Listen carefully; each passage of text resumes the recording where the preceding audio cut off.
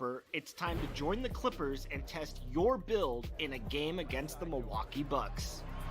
Yes, and it's my player picking up the assist.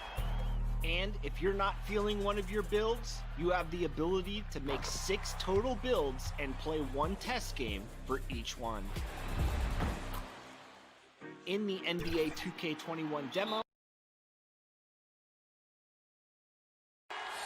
the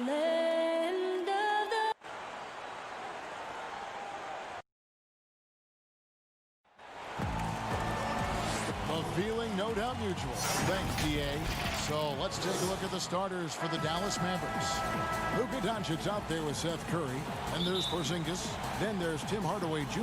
And it's Finney-Smith in at the 4 spot. And for Milwaukee, Middleton and Giannis are the forward tandem. The backcourt comprised of Bledsoe and Matthews.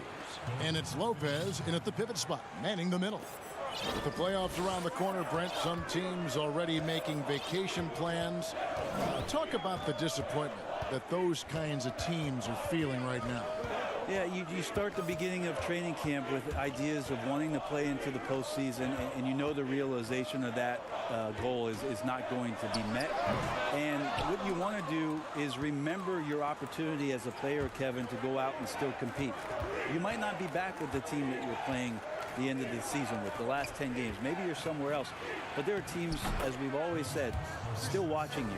And so don't ever get away from the idea of the competition as the season winds down. They always say the eye in the sky doesn't lie. Everything is on tape, right? I mean, yeah, and they are assessing how it is that you approach that, because you show your stripes when things are not going well. What kind of character do you have? Down it goes. Nice one there from Antetokounmpo. Yeah, I don't know how you block that shot, as Giannis had tight D on him, and they weren't even close. So Antetokounmpo's release point almost in the rafters. Excellent on both ends of that play. Yeah, the steal was sharp, but the slam topped it off. And we say it time and time again, so I'll repeat it. Have to be careful with the ball, or this is what happens. Here's Porzingis, and the dunk by Porzingis. Well, you're going to pay for a situation where you give Porzingis that kind of room and maybe that much of a lane. Good job exploiting it. Oh boy, to be young again. Makes you nostalgic, doesn't it? Doncic passes to Curry. Wants to get it to Doncic, and does. Oh, that's out of there. Not a high riser, but Lopez using his frame, a smart block, if you will. And they take the lead. 8 points for Giannis. You know, you're going to have success when you can start out shooting 80% from the game. So early offensively, they've been great. That's the way you like to start. The Bucks have gone 4 of 5 from the field so far.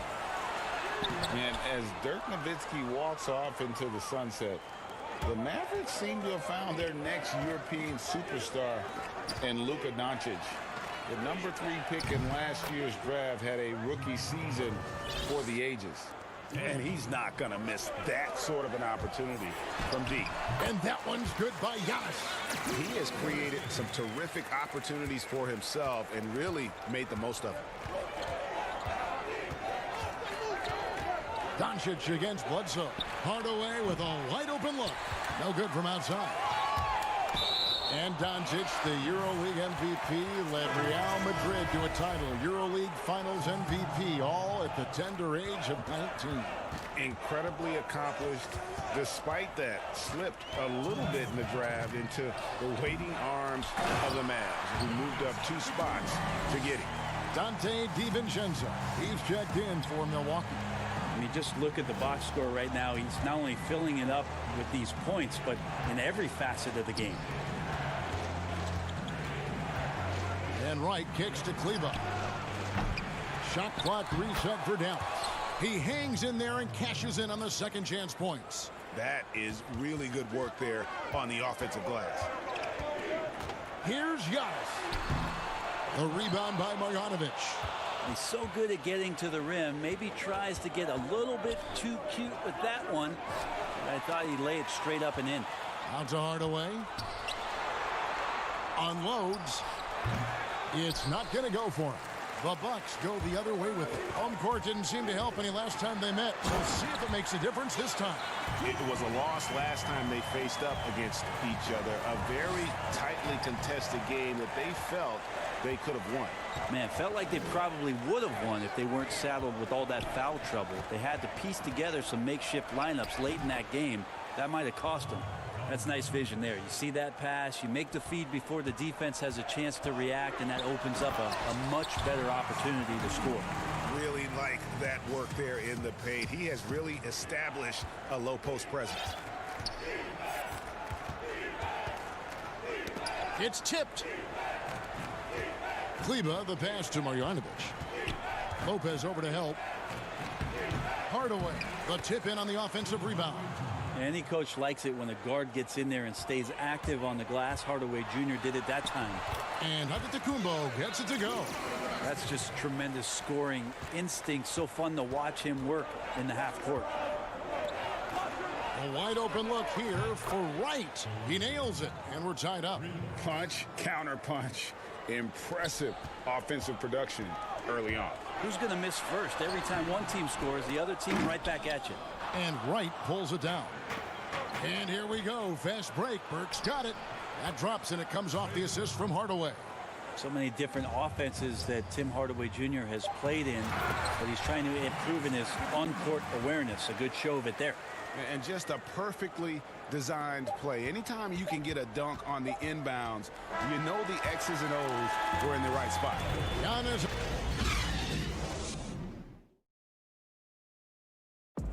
Already a superstar, Antetokounmpo talked about how much more he can improve.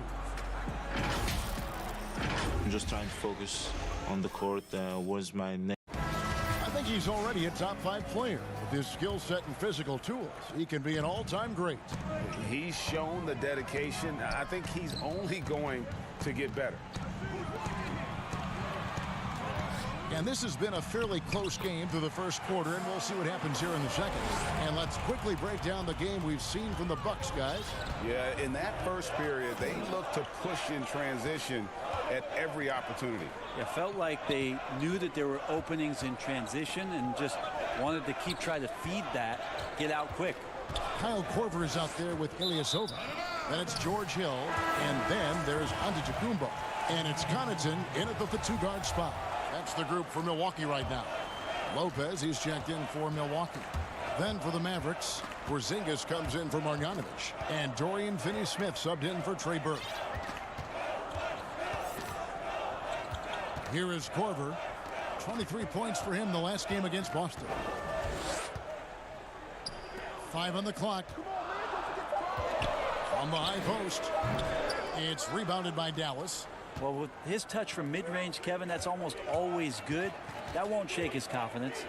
Well, the Bucks are in a good spot with a young superstar entering his prime. And they like the fact that this core has more potential in it. It wasn't just a one-hit wonder as they committed to Lopez. They committed to Chris Middleton. And now they think that they can take the next step with Giannis's growth. Lopez kicks to Korver. Right at the free throw line. Milwaukee, no good that time either. The Mavericks leading. To the inside. Banked in off the glass. And guys, they continue to put a lot of pressure on the interior defenders with their work down low. And it's Finney-Smith with the rebound. Dallas has gone 3 of 6 tonight when they've let it fly from downtown. Hill against Barea. Finney-Smith passes to Barea. Korver with the defensive effort. That's not going to make you a favorite target of your teammates. They'll think twice about feeding you if you're going to keep missing layups. And keeping us updated from the sideline, let's swing it over to David Aldridge. Well, Kevin, Chris Middleton was a first-time All-Star in 2019. We all know that Middleton is one of the league's best shooters, but he had to adjust his game to a new system under coach Mike Budenholzer. Middleton said, "I guess that's what being an all-star is, a team player and a complete player. Not playing for stats, playing for nothing else but to win." Kevin? First-time All-Star and well-deserved. David, thank you.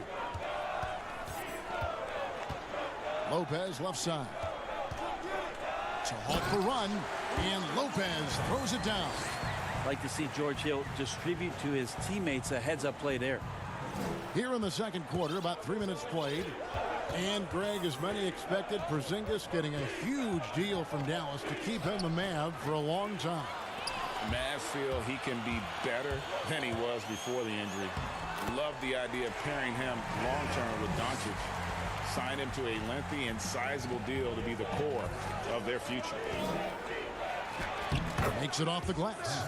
Porzingis has got 6. And they're passing the ball very crisply here.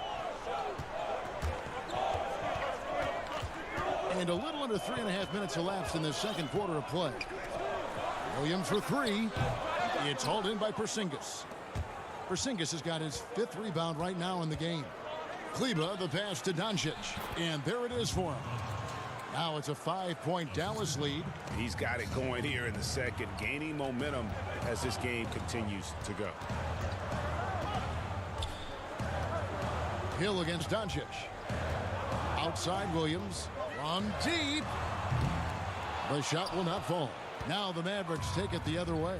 They're moving on after the tough loss they took at the hands of the Nuggets. Passes to Doncic. Shoots over Korver. Doncic, no good. They can go 2 for 1. It's about being smart right now. Double team on Williams. And here's Korver from the arc. Kleba with the rebound. Man, he's just pulled a Harry Houdini in this quarter. He's completely disappeared. And the dunk by Doncic. And when you want Doncic, he's one of those guys who kind of just slithers around until he finds an opening, and then bam. No good from Connaughton. Just 1 second between the shot clock and game clock. Here's Finney-Smith, guarded by Korver, and the dunk by Porzingis. Always the connection with the teammate. That time Porzingis in the right spot. Williams, that's good. Now, there's some easy offense there. Keep finding looks in that area, and their shooting percentages tonight are going to be off the charts. Doncic, no good.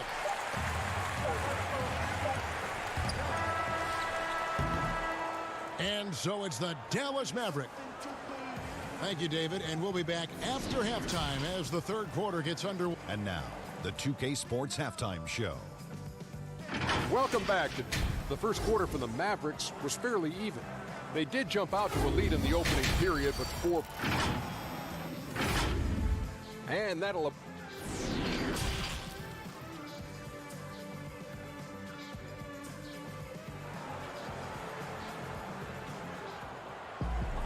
And we've got third quarter of basketball for you. 2 quarters in the books. You look at Antetokounmpo, and this game has been everywhere. Yeah, it's been a great performance from him, really staying focused on quality shots. Now, this is going that they're not going to play at anybody else's pace but their own. On the floor right now for the Mavericks, Seth Curry is out there with Doncic. Then there's Hardaway, and there's Porzingis, and it's Finney-Smith in at the 4-man position. Goes up the baseline. The putback controls the rebound and puts it back up and in. And the Mavericks lead by 7. Can't go in soft. You got to have intention when you go in there on the glass. And Porzingis wanted to beat everybody to the ball that time. And Antetokounmpo gets it to go. Brent, certain players make everyone around them better. Talk about some of those guys who will do that at the very highest level. The interesting thing about today's game, Kevin, is it's not always the point guard position. I think in the past we thought 2 ways. The point guard, who has the ball in his hands, finding guys for them to make shots. And then through the 80s and 90s, it was low post players who were getting double teams and initiating some offense. Yeah. Nowadays, it's a lot of wing guys, and it's guys like Kawhi Leonard, it's guys like LeBron James, Kevin Durant, throw Draymond Green in there with his ability to pass the ball, Jokic in there with his ability to pass the ball. It's all happening around the three-point line and getting into the gaps. So they look a little bit different, the initiators, in today's game. Brent, for so long we've talked about the potential of what Giannis can do when he reaches his prime. 27 and 13 last year is a pretty good jumping off point. Winning an MVP award for Giannis at 24 years of age, and knowing that most of the prime years for NBA players are starting to happen between 27 and 30. That's a scary thought, isn't it, Kevin? 4 or 5 years more of growth from Giannis Antetokounmpo and what he can do at that position. If that jump shot comes along, we may be seeing an all-time great develop throughout his career in the next decade. It's rebounded by Dallas. Porzingis has got rebound number 8 now on the night. And they have built their advantage on the scoreboard here by doing all the little things. Pass to Marjanovic. It's stolen by Antetokounmpo. Here's Middleton, and he drops in the layup off the glass. Well, Middleton does have some length himself, and he utilizes it there on the drive. And the dunk by Porzingis. Yeah, but I mean, maybe could have tried for a more memorable dunk than that one. And we know he's capable of those memorable ones. Giannis dishes to Lopez. Middleton for 3. They get the rebound. And with that, the Maverick lead is cut down now to just 6 points with that basket from Lopez. That's a battle down there. It's one of the reasons Lopez has been in this league for over a decade. Solid effort.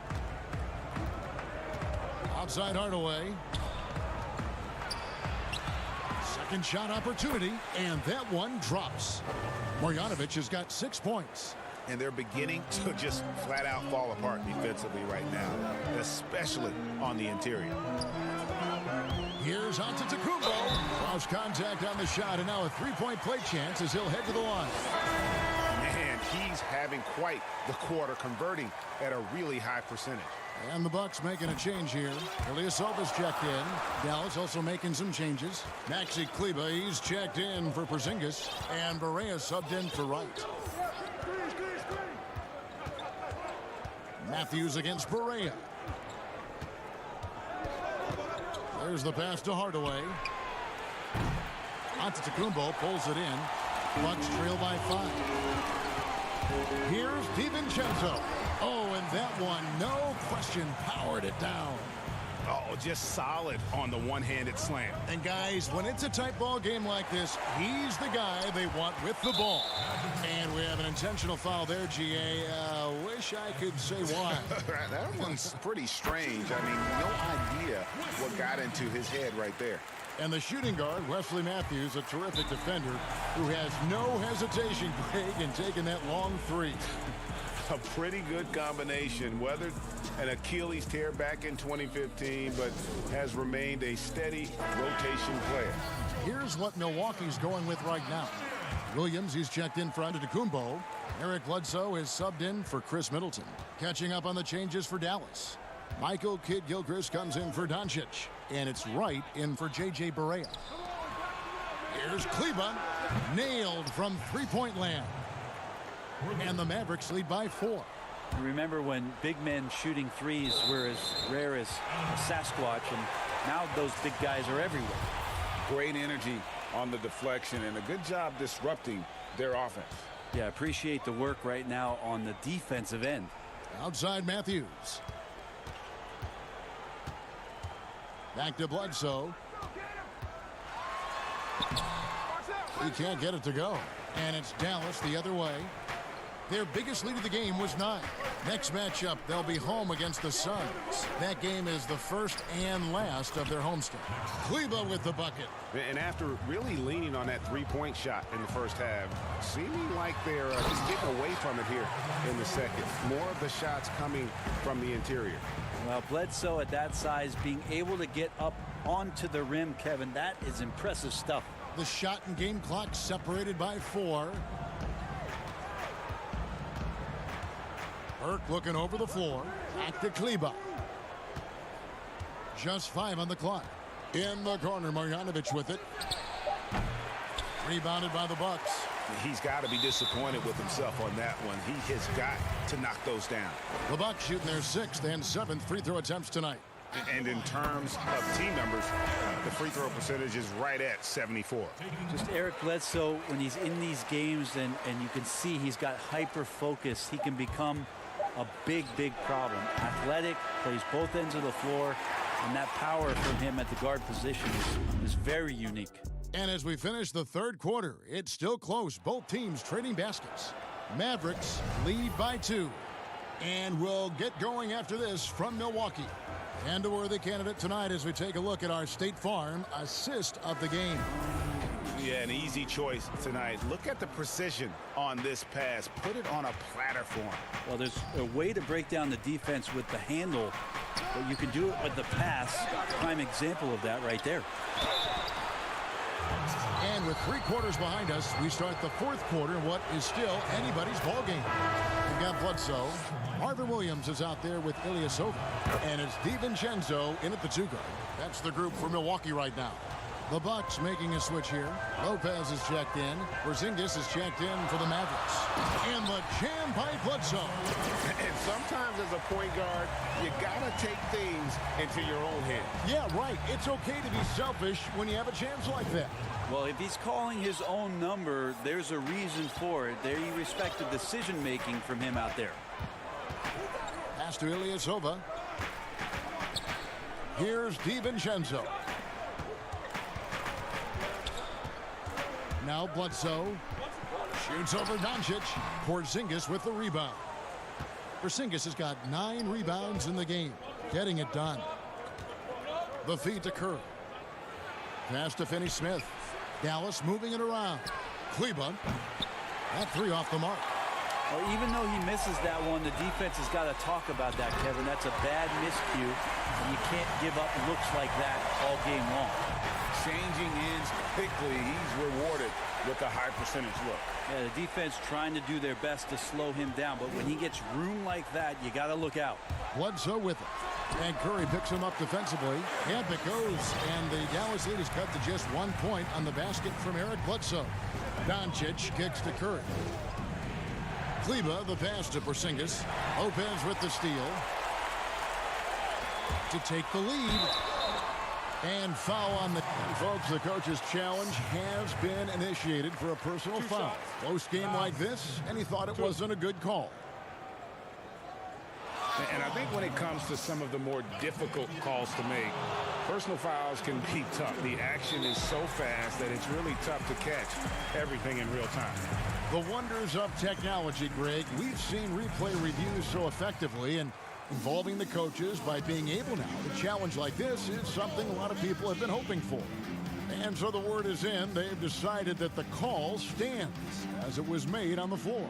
And, you know, even if a coach still feels this wasn't the right call, you got to acknowledge the effort being put in to reviewing it. The double checking, and the game continues on. Giannis, he's checked in for the Bucks. Chris Middleton comes in for Pat Connaughton. The Mavericks also with a sub. Hardaway's checked in for Maxi Kleber. And let's catch up with our sideline reporter, David Aldridge. Well, during the break, I listened in on Rick Carlisle's huddle. He's obviously pretty happy. He said, I know they're not going to take us lightly next time. He knew what the deal was with that underdog role coming into the game. Yeah, go ahead and get in front of that if you want to. Man, with a dunk by Giannis. And it's Curry with the ball, bringing it up for the Dallas Mavericks. Doncic against Bledsoe. Doncic passes to Finney-Smith. Back to Doncic. Tips it. For Milwaukee, they've gone an outstanding 4 of 5 from the field in the fourth quarter so far. No good from Bledsoe. The Mavericks trailing. And contact on the shot, so he'll be... And, yep, we thought we might see it. And the coach's challenge has been triggered on the personal foul call. And I think when it comes to some of the more difficult calls to make, personal fouls can be tough. The action is so fast that it's really tough to catch everything in real time. The wonders of technology, Greg. We've seen replay reviews so effectively, and involving the coaches by being able now to challenge like this is something a lot of people have been hoping for. And so the word is in. They've decided that the call stands as it was made on the floor. And, you know, even if a coach still feels this wasn't the right call, you got to acknowledge the effort being put in to reviewing it. The double checking, and the game continues on. Both shots good from the stripe. Just over 2.5 minutes played now here in the final quarter of regulation. Giannis Antetokounmpo is a star in this league, and more the team trusts him in those moments. Out to Porzingis. Pass to Finney-Smith. Right side Hardaway. And out of bounds as the Bucks gain possession.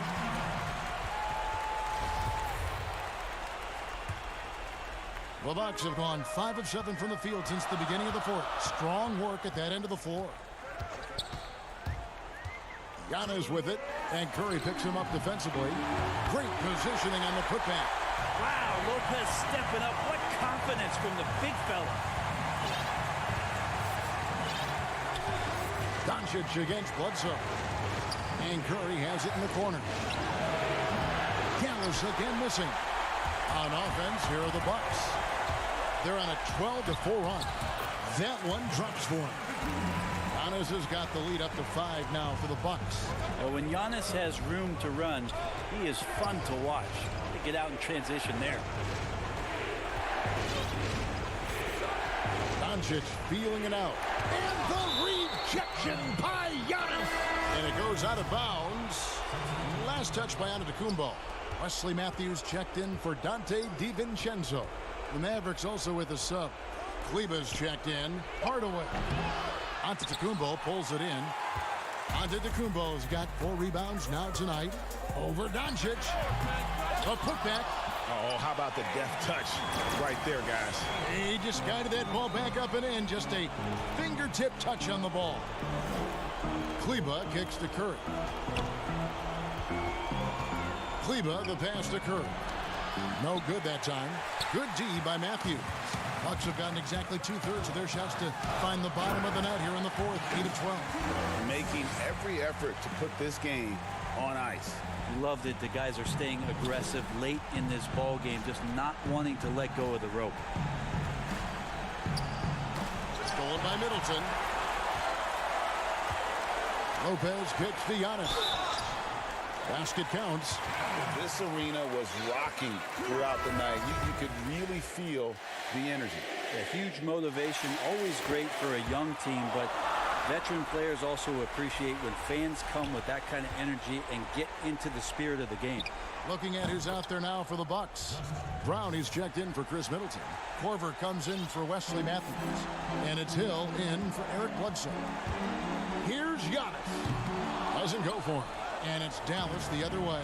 Guys, let's just go ahead and call this one. It's over. You want to keep expending energy, or do you want to start thinking about the next one? Oh, big time put back there. What a great motor on this guy. There is no one who goes after those rebounds harder. It's good. A little quickness from Antetokounmpo there, blows right past the D. There's 21 seconds left in the fourth. And it's Milwaukee's ball. 10-point lead. The drive by Hill. Some solid defense from Kid Gilchrist. And the effort never stops with him. No easy shots when he's on the floor. Well, it's about the defensive end, and that's what guys feed off. He gives the effort down there at all times. Well, a missed box out and an easy tip in, but it's because of the activity as the ball is going up, Kevin, finding yourself in the right spot, just using some effort. Another good play. This is how they built the lead, calling on the right guys at the right time. Basketball IQ is something that gets talked about, but its importance to a team showing up here, running plays that turn into scores. All right, David, thank you. And that's going to do it tonight, folks, for our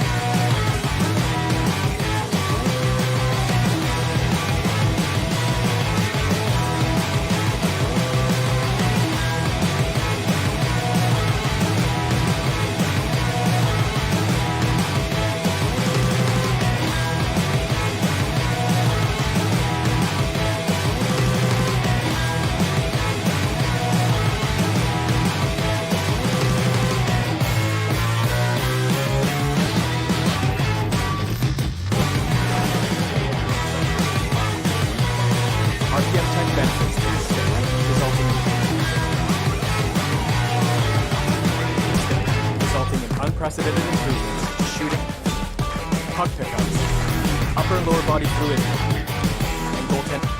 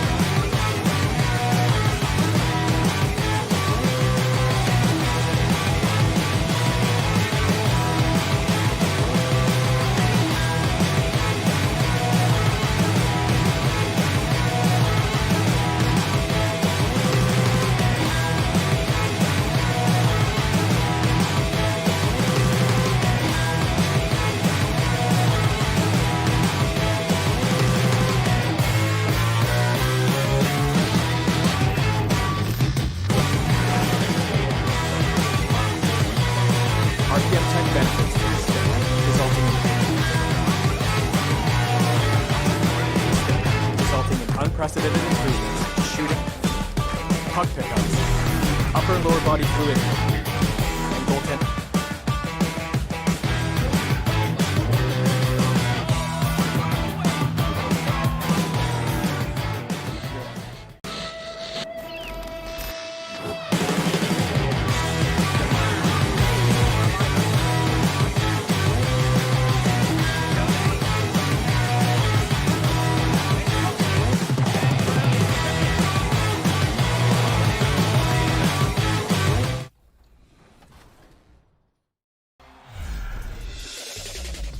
Can't wait to get started in the NBA 2K21 demo, get my players started, and of course, all-time Lakers versus all-time Celtics.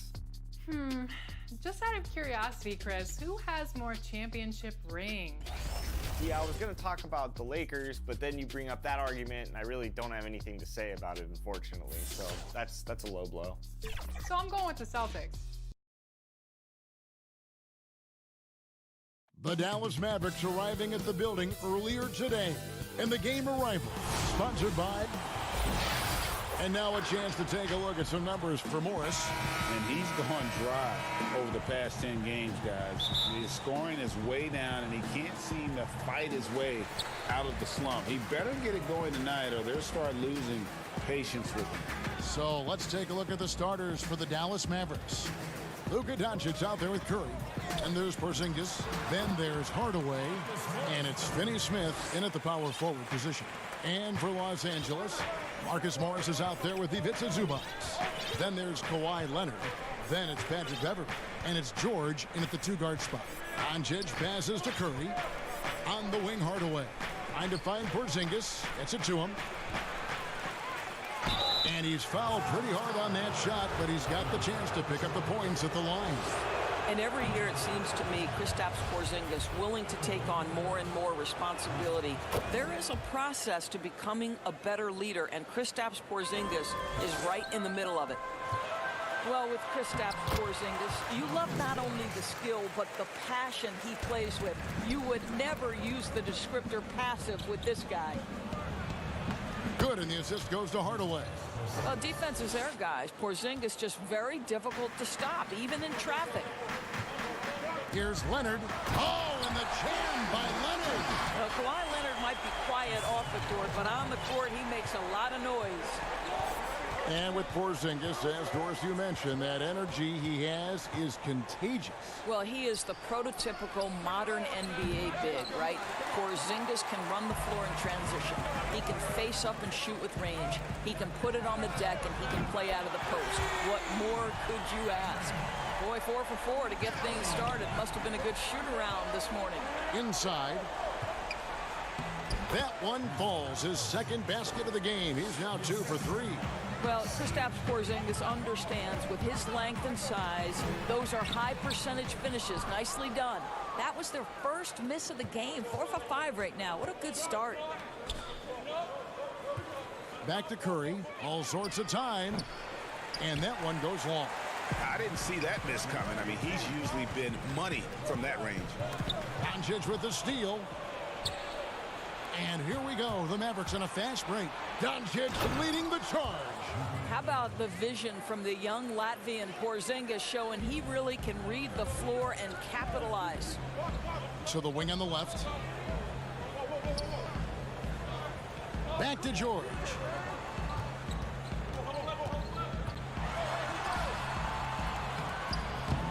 It's rebounded by Doncic. The Mavericks have gone 50% from the field, hitting 3 of 6 since the opening tip. That evens the score. What a pass by Luka Doncic. He's got tremendous size, and obviously they want the ball in his hands. We know this about the Dallas Mavericks. They will put every piece of data and information to use in terms of trying to get an advantage. Think about it, guys. They are now doing blood tests, trying to head off injury for their players. They believe this gives them a clearer picture into the overall health of their athletes. Clippers have gone 5 of 7 today so far. Nice shooting to get this game underway. Here's Beverly. Lays it up off the glass. Beverly's got 5 now. I really like how Marcus Morris plays within the offense. This guy is so solid at recognizing when he should give it up. And it's Paul George with the foul. That is his first foul of the game. Big group substitution here for the Clippers. Green, he's checked in for Zubac. Landry Shamet comes in for Morris. Lou Williams is checked in for George. And it's Jackson in for Patrick Beverly. And the Mavericks will go for a different look here. Marjanovic checked in for Porzingis. Maxi Kleber comes in for Dorian Finney-Smith. White, he's checked in for Seth Curry. And it's Burke in for Luka Doncic. Burke, the pass to Marjanovic. And Marjanovic with the slam. That's the idea. You work the ball into that area. It's a sweet spot. And Doris, those blood tests you were talking about, always subject to player permission. They want to honor player privacy. I think you have to, Kevin, and most of the Mavs have embraced it.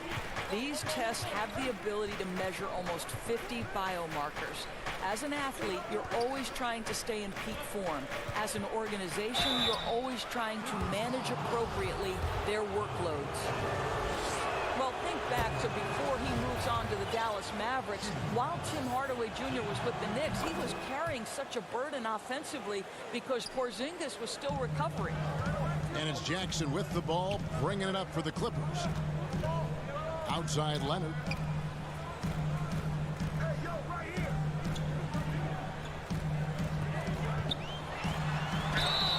And he gets the whistle. 2. And here we go with the coach's challenge. Not surprised in a competitive game like this. And he's disputing the personal foul call. And I think when it comes to some of the more difficult calls to make, personal fouls can be tough. The action is so fast that it's really tough to catch everything in real time. The wonders of technology, Greg. We've seen replay reviews so effectively, and Involving the coaches by being able now to challenge like this is something a lot of people have been hoping for. And so the word is in. They've decided that the call stands as it was made on the floor. And, you know, even if a coach still feels this wasn't the right call, you got to acknowledge the effort being put in to reviewing it. The double checking, and the game continues on. Here's what the Clippers are going with right now. Marcus Morris is checked in for Landry Shamet, and Paul George is subbed in for Lou Williams. How about Kawhi Leonard? How many guys in the history of their career can say, I was an NBA Finals MVP at 22 and then an NBA Finals MVP at 27? Simply incredible. You will have to finish harder than that if you want to convert in traffic. Los Angeles shooting their third and fourth free throw shots of the night. And typically a strength of theirs, 79%. On the season. I don't know if it's underplayed, but there's an all-around aspect to what Paul George does on a night-by-night basis. This guy is an elite two-way player. Wright finds Burke. One up, one down, 2 points with his first shot this game. And they've done well at taking advantage of some late defensive rotations and getting the ball in the paint. The three from George. The rebound by Marjanovic. Got a piece of it, and the ball travels out of bounds. It was last touched by George. Extremely fortunate they didn't lose the ball there. Here's Cleveland. Offense, the order of the day as the first quarter comes to a close.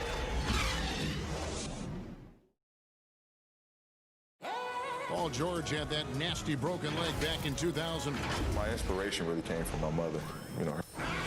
Well, what a story. George worked hard to get back and has not disappointed in his return. You know, recovering from a devastating injury is never easy, but George's perspective and commitment helped him to overcome it. And thanks again for tuning in. If you're just joining us, we've played through 1 quarter of action so far. And let's quickly break down the game we've seen so far from the Clippers, guys. What are your thoughts? Impressive start. They came in with a well-conceived game plan and have executed. What terrific work at the offensive end. They have built some early momentum here. They've got Jackson. Green is out there with Marcus Morris. Then it's Paul George, and it's Leonard in at the 3.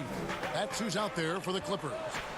A superstar summer, Greg, for the Los Angeles Clippers in Kawhi Leonard and in Paul George. Greg, they have 2 elite wings, great defenders in their prime. Give them credit, but also Kawhi Leonard pushing the levers behind the scenes. He wanted another superstar to join him in recruiting Paul George, who still had 2 years left on his deal in OKC. Kawhi took unprecedented control of his free agent destiny. From deep, Perea. It's hauled in by Los Angeles. Last time they met was in Dallas, where they beat the Mavericks. And a really close game between these two in that last matchup. It took a total team effort for them to get the win. Yeah, I don't think they win without the productivity they got from their bench. That made the difference. And Wright kicks to Perea. To the left wing. Burke finds Marjanovic. And out of bounds as the Clippers gain possession. It's getting late in the season. Let's see how the standings are out west. You take a look at Los Angeles. They're second in the conference and looking to finish strong heading into the playoffs. And, of course, Dallas down 5 spots from them. And, you know, for the Mavericks, what a nice turnaround this season has been for them compared to just a year ago. They couldn't afford to suffer through another campaign like that. They did a very good job putting that in the rear view and moving forward this season. They still have a long way to go to be considered a top team, but they've definitely made progress. Okay, well, let's go down to David Aldridge for a report from the sideline.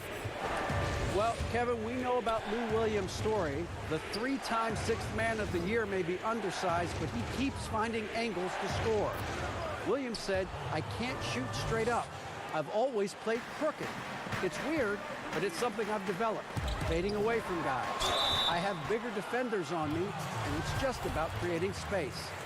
Kevin, even well into his 30s, Lou Will still does it as well as anybody. I would totally agree, David. He is always deadly. Thank you. Marcus Morris has proven that he can be effective in any system in the NBA, understands his role as a stretch four. Catching up on the changes for Los Angeles. Zubac is checked in for Green. Andrew Shamet comes in for Kawhi Leonard. Patrick Beverly, he's checked in for George. Lou Williams is subbed in for Jackson. Here's Finney Smith and the powerful one-handed slam. That's a stomach punch, guys. Turn it over and give him a free run to the bucket. Oh, you're so right. No question who has the momentum now. It's still close, though. These teams have been neck and neck. Let's see the response here. Shamet with the steal. And now Williams running the floor all by himself. The pass to Morris. Over in the corner, Beverly. Back to Morris. Good ball movement here by the Clippers. This one for three. The Mavericks pull it in. They're moving on after the tough loss they took at the hands of the Nuggets. And the ability to stretch the floor from the power forward spot, Doris, becoming almost a requirement. That's worked out well for Marcus Morris. Boy, when he comes into the league, Kevin, 2011, he was viewed as that classic tweener. That at one point was a negative level. The game has now shifted his direction because of his versatility. Yep, it goes, and the Clipper lead is cut down now to just 5 on the bucket from Curry. Doncic with the steal. There's 57 seconds left to play here in the half. Hardaway, no good. And so it's Williams who brings it up for the Los Angeles Clippers. Their next game playing at home as the Nets come into town. And that's game 2 of this string of 4 games played at home. Zubac against Curry. Pass to Shamet. It's not going to fall. He's taken 4 shots and made 2. And we haven't seen them be quite as aggressive driving the basketball, settling far too much for jumpers. Porzingis can't hit. Clippers leading by 5. Williams passes to Shamet. Over in the corner, Beverly. Takes a 3. And that one's good. Shamet. Shamet's got 8. Here's Finney Smith. Down low. And the dunk by Doncic. This incredible confidence that Luka Doncic possesses, my goodness. Here's Shamet. And that shot was up in time, but doesn't go in. And so it's Los Angeles with a 6-point lead. All right, David, thank you. We'll be back after halftime for the start of the 3rd quarter. The 2K Sports Halftime Show. Hello, basketball. A pretty close game for the Clippers throughout the first quarter. The biggest lead they were able to get out to during the first period was 6 points. And that's going to...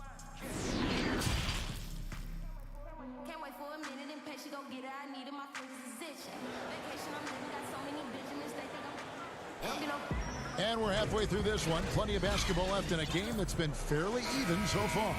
Kawhi Leonard really has his fingerprints all over this one. And you know he's going to put up points every time out, but boy, he made it look so easy in that first half. And let's see if he continues that trend the rest of the way. He certainly has the talent and the endurance to do just that. Here's who Rick Carlisle is starting the second half with. We've got Hardaway. Seth Curry is out there with Luka Doncic. And there's Porzingis. And it's Finney Smith in at the power forward. Here's Leonard. Rebounded by Hardaway. And typically he has the touch to finish when he's in tight, but not sure on that possession. Well, you think the ownership style of the Mavericks, something the league had to adjust to. Very active, very outspoken. Sometimes I think that rubbed people the wrong way. But now you get the sense it's almost the new normal. Here's Leonard. Good on the 13-footer. Leonard's got the lead up to 8 now for the Clippers. Kawhi Leonard has averaged 25-plus across multiple seasons. We are talking about an elite scorer. And there's the call on Patrick Beverly. That is his first foul of the game. And the Mavericks, we know, have been trendsetters, investing in development and in technology. Kevin, they have always been on the cutting edge of data collection and then using that data to give them a competitive advantage.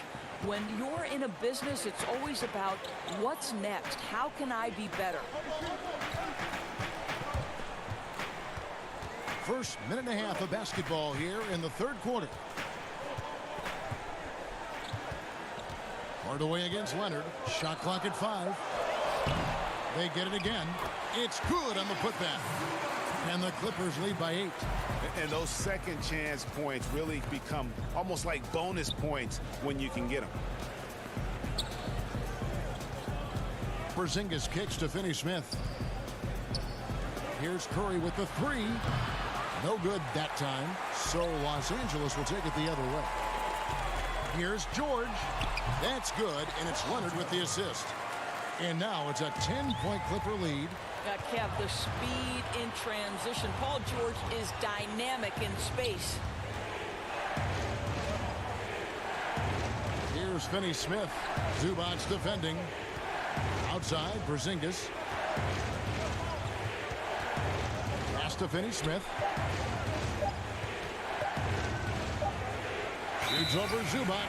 Whoops, there's the 24-second shot clock violation, so they'll turn it over. Of course, the game is shifting towards skill and finesse, but there are those players who thrive in this league who are like bulldozers and force the issue inside. Well, a guy like Blake Griffin, who is such a physically gifted basketball player, enters the league as one of the great dunkers, but has now added a three-point shot. Still can play bully ball. But for me, the most ferocious at-the-rim scorer and the guy who's probably most underrated aspect is his strength is the Greek freak. Giannis Antetokounmpo at the rim. Good luck and good night. I don't know how you do it, right? How do you defend that? Impossible. Indeed. And hard to believe that gruesome injury Paul George suffered, what was it, about 5 years ago. Wow. It's incredible, Kevin, to think for a player to come back from what we expected to be a devastating injury. This is an incredible story for Paul George. He took the time he needed, and considered last year, for much of the season, he was very much involved in that MVP conversation.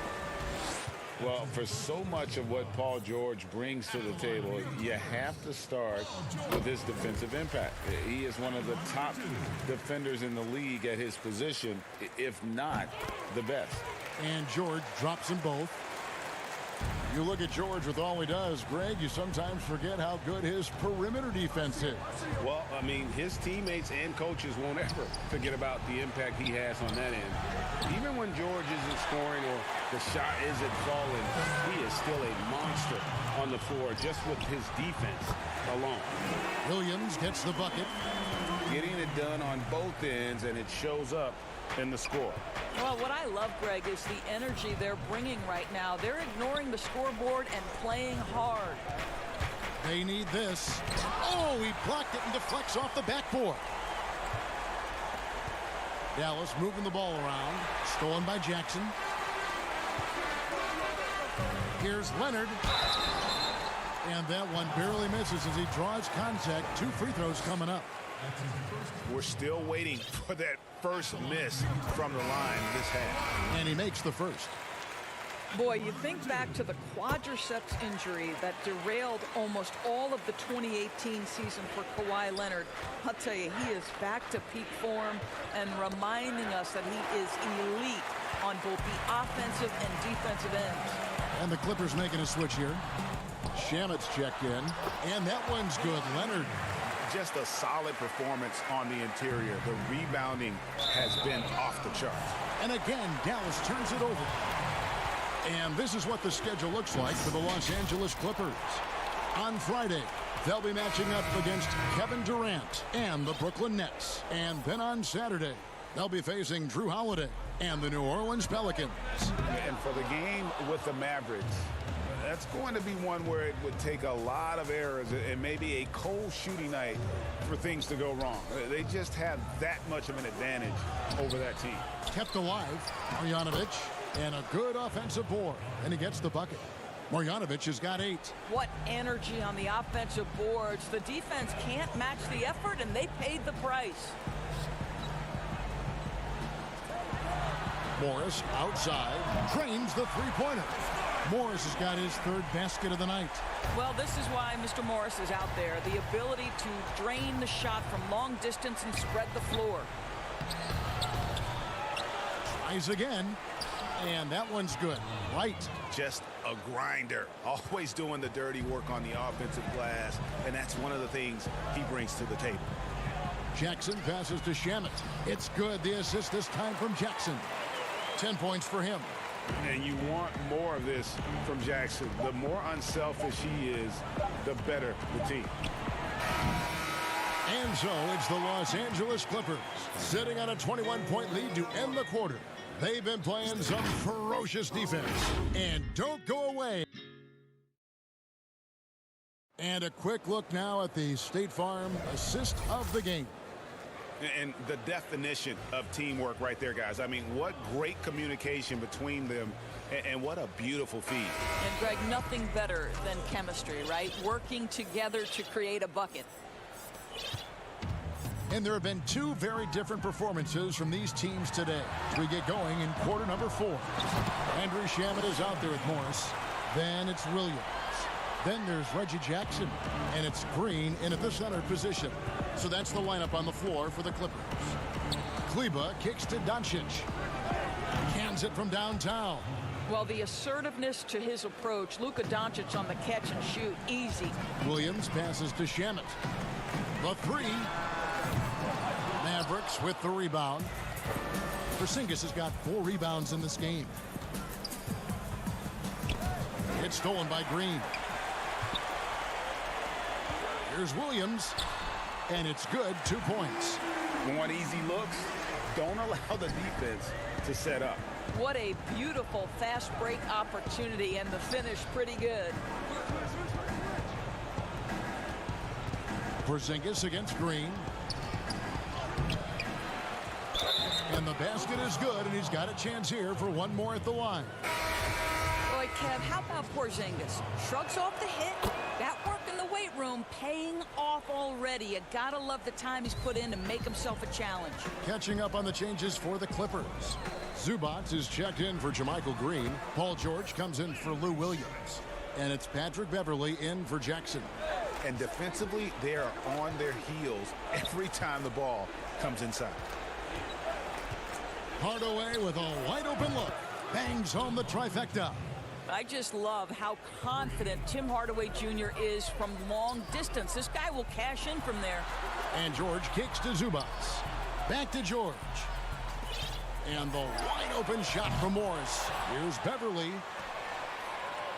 Passes it to Morris to the right side. The deep three from George. Sinks it. What range from outside. Wow. And the Clippers lead by 21. Porzingis passes to Kleba. Left side Hardaway. Now the pass to Porzingis. He feeds it to Curry. And it's Shamet with the rebound.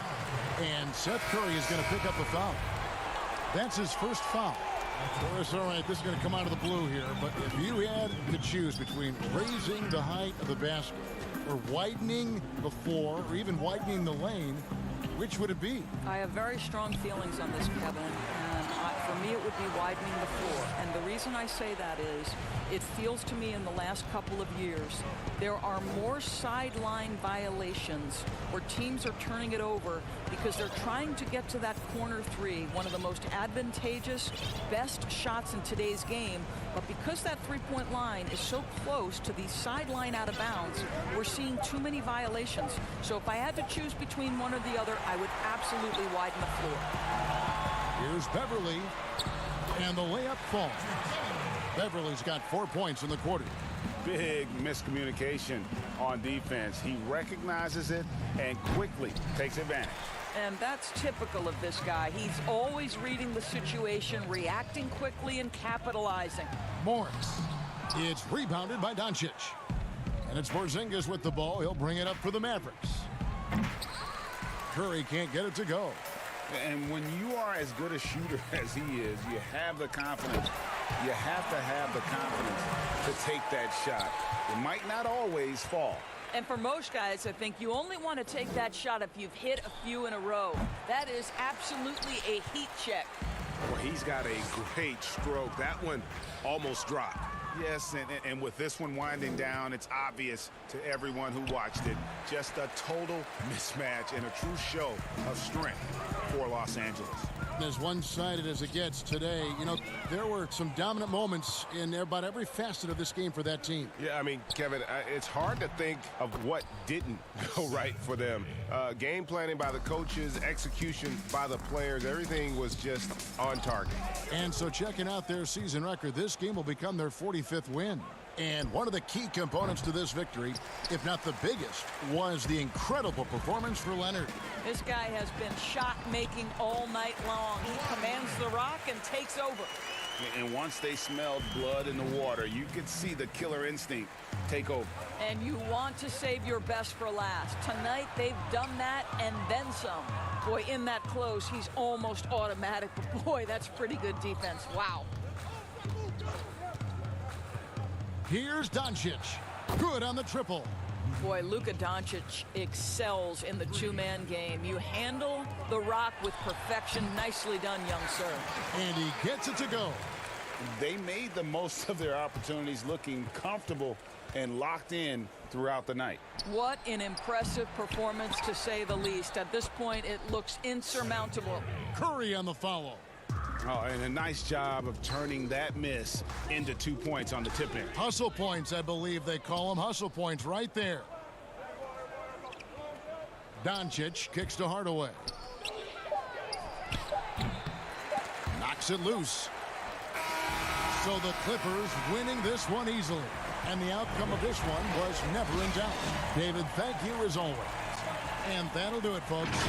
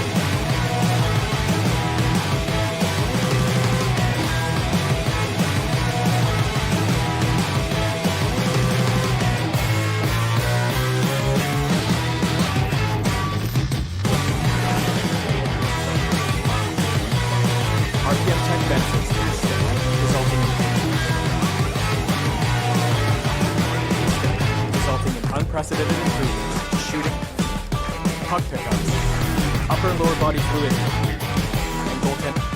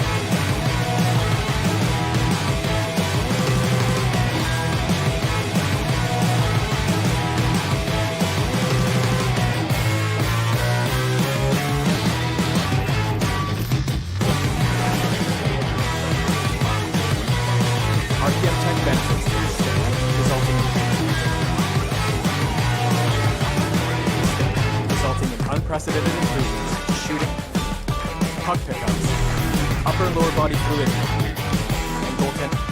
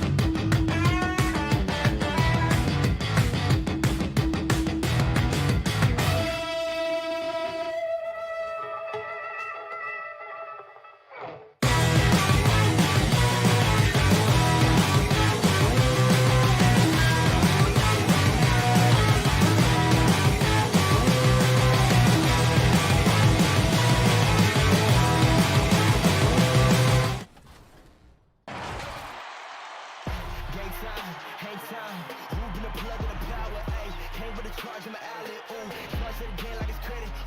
Your team crowd need to edit. Yeah, I see face and credit. Hold up, that's good.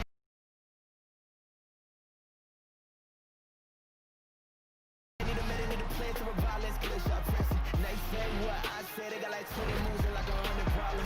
I'm James with a step back. We bring you tonight and with, well, I like that story, David, and a good attitude. Great job. Thank you so much. We're going to break in the action, so let's take a look at the West and how the teams are stacking up. Look at the Mavericks. They're in 7th and looking to hold on to that seed for the playoffs. And, of course, Portland, 2 spots down. And right now for the Trailblazers, they've shown me some very good things this season. But that next step, those qualities that could make them true contenders, just haven't been there. Yeah, and I'm sure they're disappointed in that. I mean, they were hoping to take that next step. So let's take a look at the starters for the Dallas Mavericks. Seth Curry is out there with Luka Doncic. And there's Porzingis. Then there's Hardaway. And it's Finney-Smith in a power forward. And for the Trailblazers, the high-powered backcourt pair, Lillard and McCollum. Collins plays the 4 with Nurkic at the 5. And it's Anthony in at the small forward position. And the impact that Porzingis can have on the defensive end, Greg, cannot be overstated. The reach and leaping ability he has paired with his timing make him a premier rim protector. And what sets him over the top really is that fearlessness. He will challenge anyone and everyone at the rim. Here's Finney-Smith. He's guarded by Collins.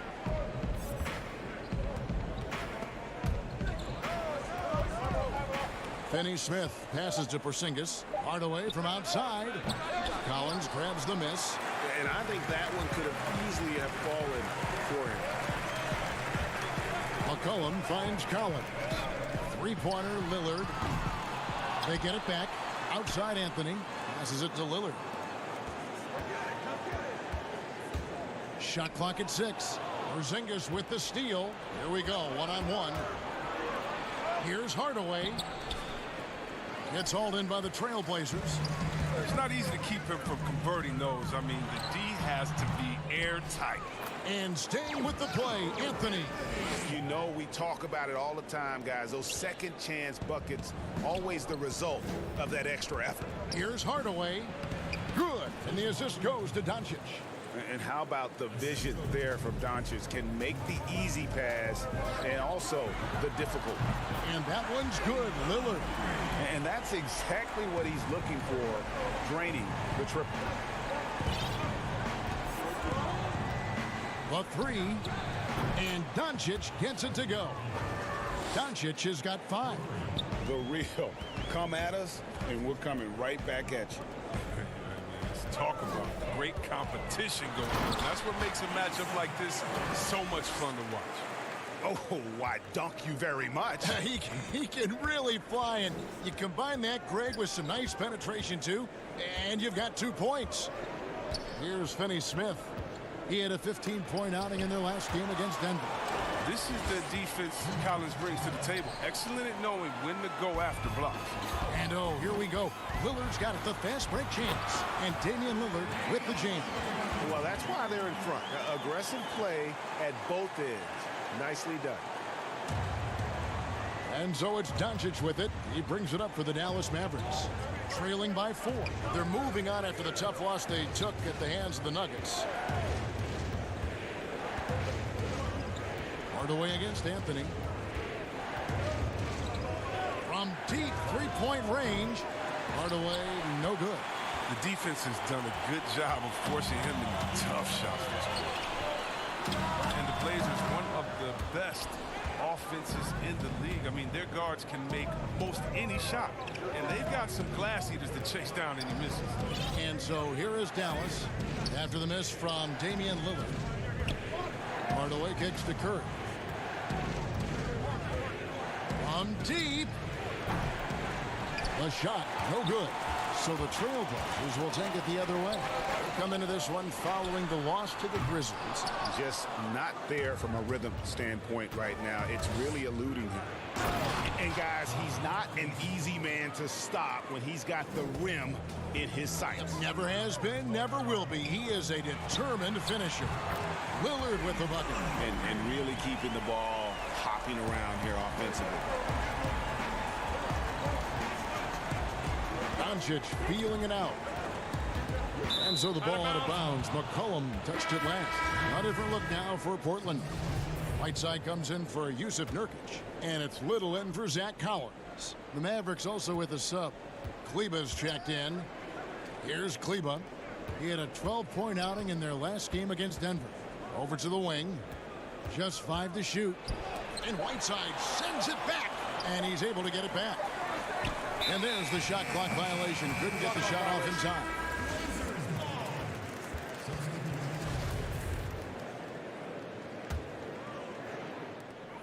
We've got 13 seconds left to play here in the first.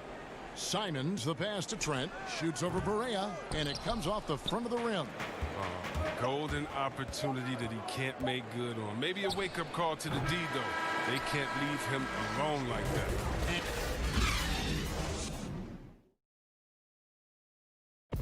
Great team play, so key to winning. Damian Lillard. Be a star in your role. You know, I think knowing your role and playing it so well is so crucial. Yeah, when everybody buys in and plays for one another, that's when teams play their best ball. And for those of you just tuning in, the second quarter of action is where we're at right now. Guys, what stands out from the Blazers so far? What we saw in that first quarter, they won their matchups defensively. Yeah, they really got after it. I mean, they made life extremely difficult for the shooters, which is why they hold this lead. And now let's check out the lineups courtesy of Gatorade, all fueled up and ready to go. Here's the second quarter of play. On the floor right now for the Mavericks, they've got J.J. Barea. Also, Trey Burke out there. DeJuan Wright is out there with Marjanovic. And it's Kleba in at the 4. Now, here's Burke. Hazonia defending. Burke kicks to Kleba. And the 3 off target. Portland leading by 5. From deep three-point range. And Wright pulls it down. Mavericks shooting 38% from the field. A pretty weak showing for them. Burke. 2 free throws coming up, and they call the shooting foul.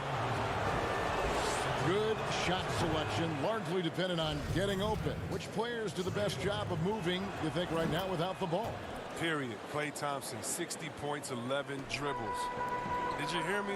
60 points, shocking. 11 dribbles. It almost looks like a misprint, doesn't it? Yeah, it is. Whiteside, good. Yeah, and the presence of Whiteside in the paint, really unreal. He is a dominant figure down low. Great work to grab that second chance opportunity. Barea, no good. Oh, man, as good of a shooter as he is, it drives him crazy to miss a wide open 3 like that. Little can't hit. Mavericks trail by 6.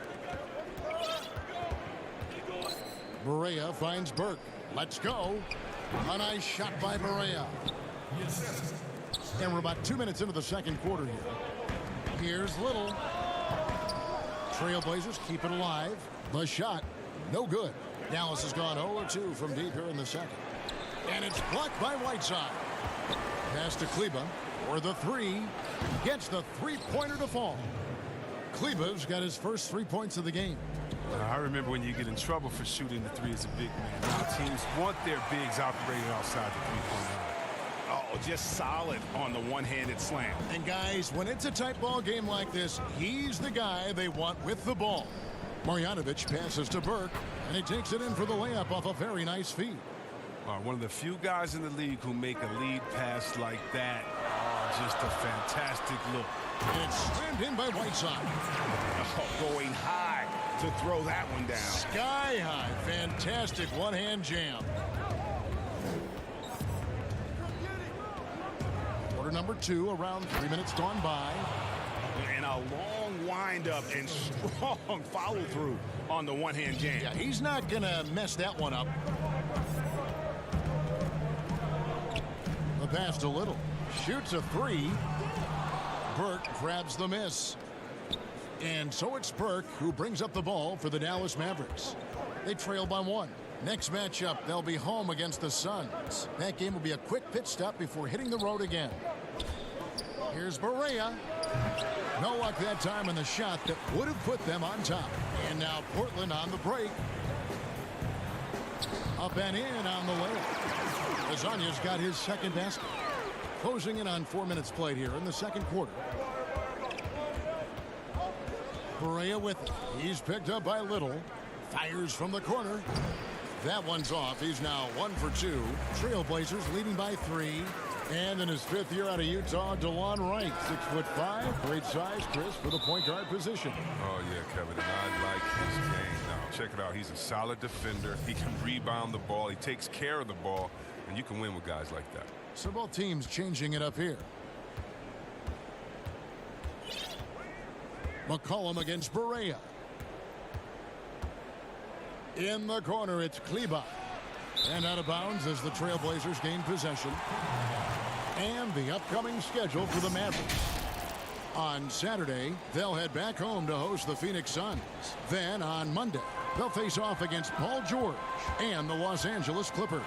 And when you look at the Kings matchup, this is a game that they are expected to win. But sometimes those are the kind of games where you get a little bit sloppy and start looking ahead. Either way, they'll need to put in tremendous effort to walk away with a victory.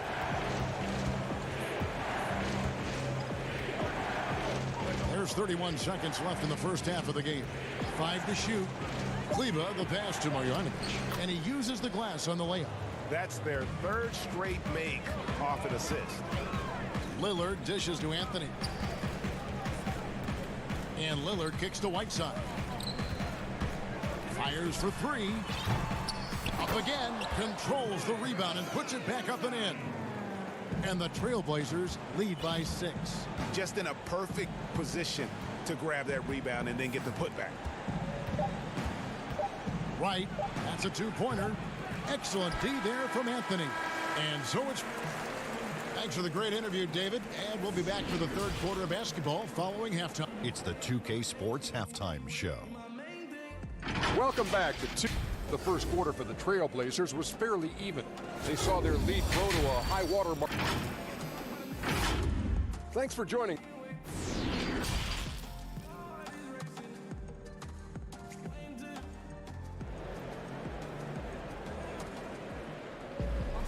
And after a fairly even first couple of quarters, the second half could turn out to be a great one as both teams try to gain an edge. One guy who's getting it done is Lillard. Yeah, he's just been raining down on them from deep here. Talk about dialed in. Oh, man, what a tremendous first half. Okay, obviously he's feeling the flow, and he's looking to keep it going. Collins plays the 4 with Nurkic at the 5. The high-powered backcourt pair, Lillard and McCollum. And it's Anthony in at the 3 slot. That's the group in the game for the Trailblazers. Lillard from outside. The Mavericks pull it in.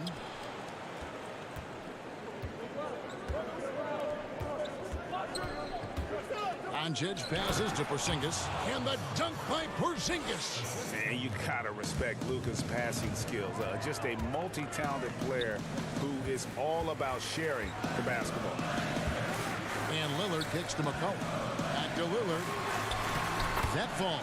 Nice feed that time from McCollum. And that's 13 points for Lillard.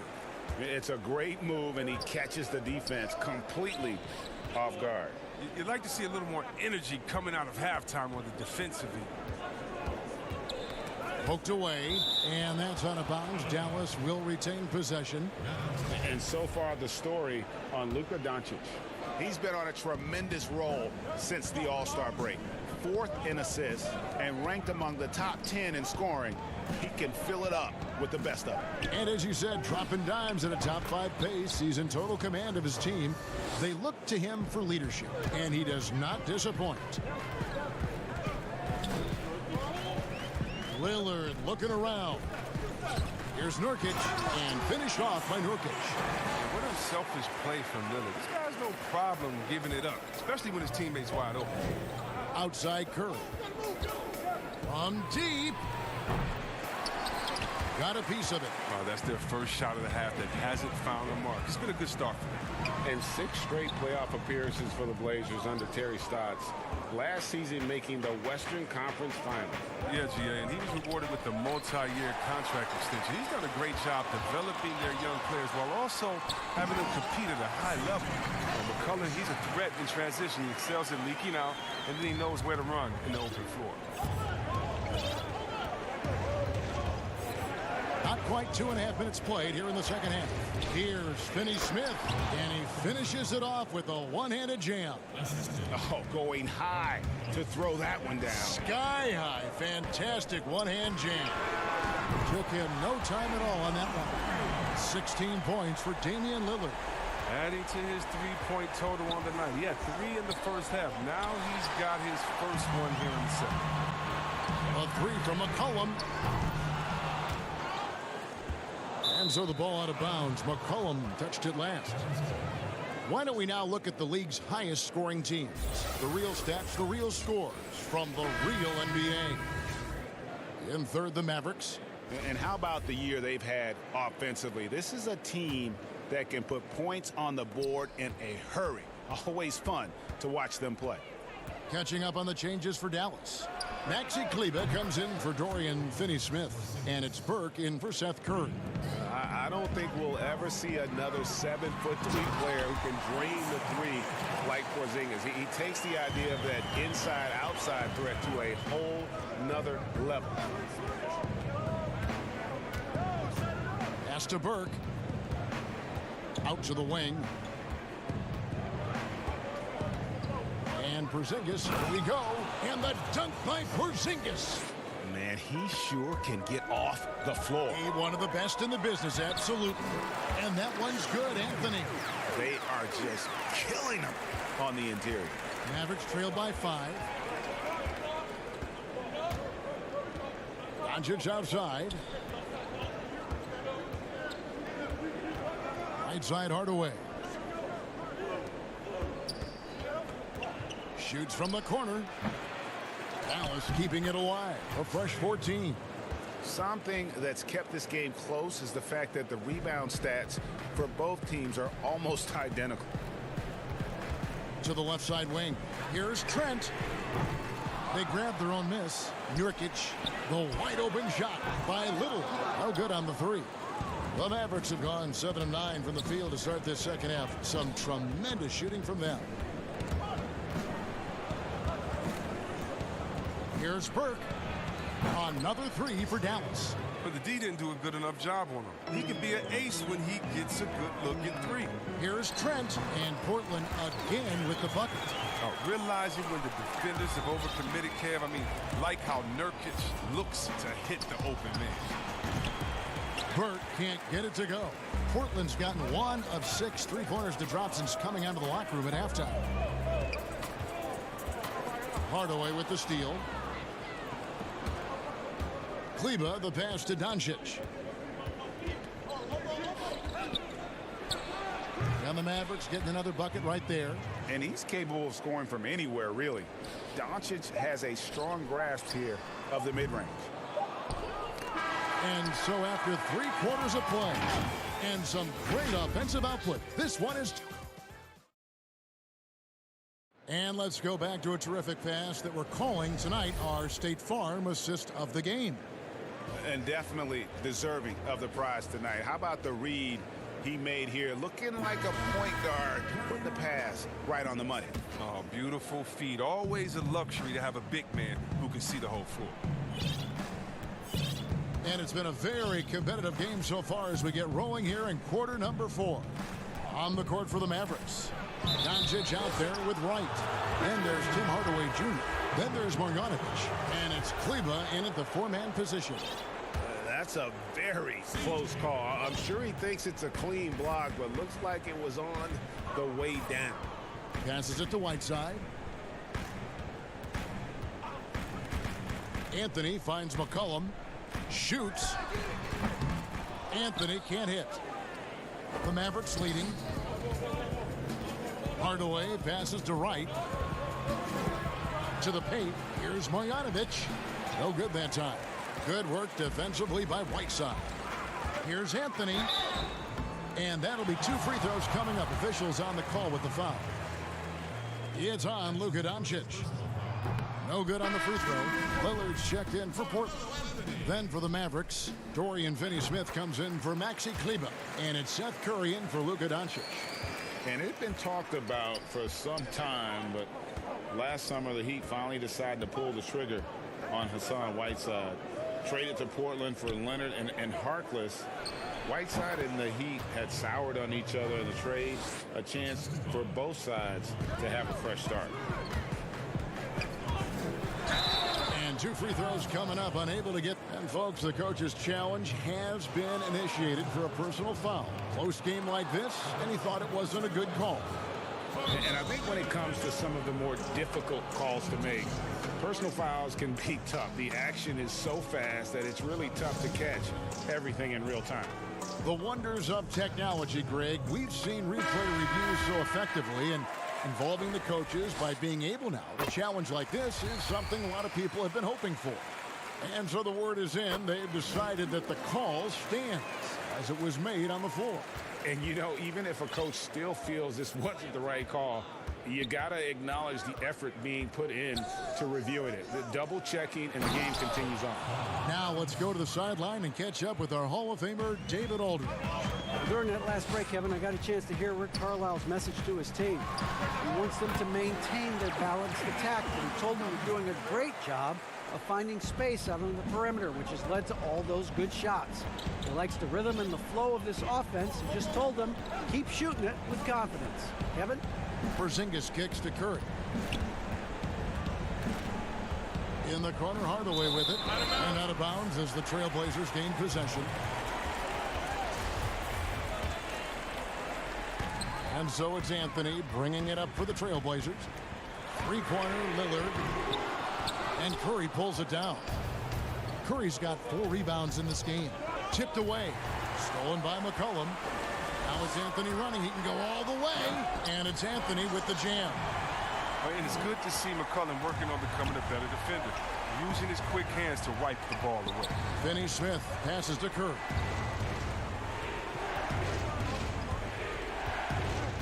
Pass to Porzingis. Hardaway with a wide open look. And it's off from 3-point range.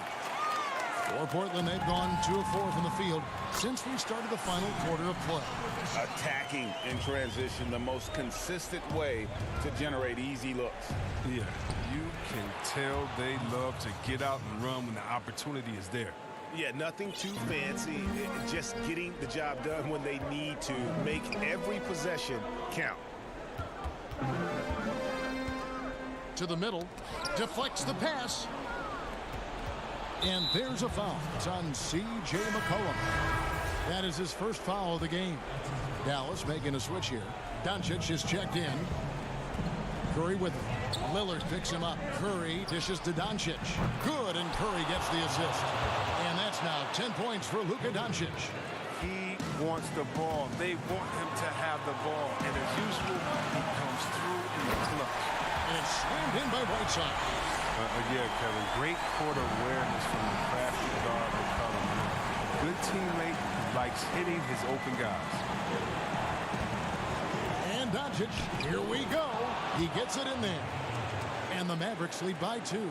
How about the poise from Doncic right there? He ups the ante when it's a critical possession here in the game. Whiteside, good.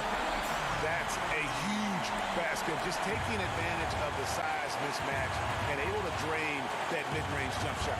Really good basketball. Finney-Smith passes to Hardaway. Now Porzingis, covered by Anthony. And now Portland on the break. Out left to the wing. Lillard finds McCollum for 3.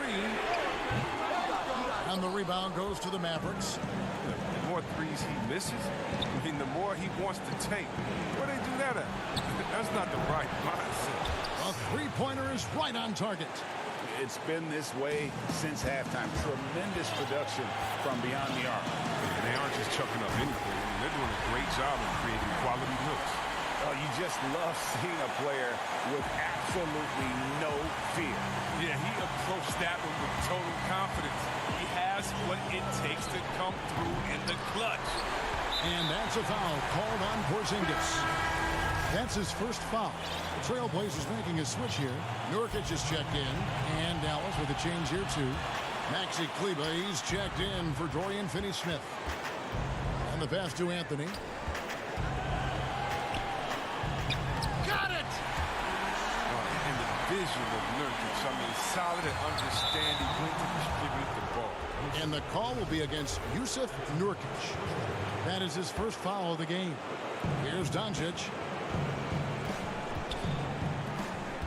On the wing, Hardaway. Covered by Anthony. Out to Porzingis. Dallas moving the ball around. Here's Doncic. Count it! Incredible. Doncic decides he wants to take over, and that's his personality. Comes up with the goods on that one. Pass to McCollum. Now, here's Nurkic.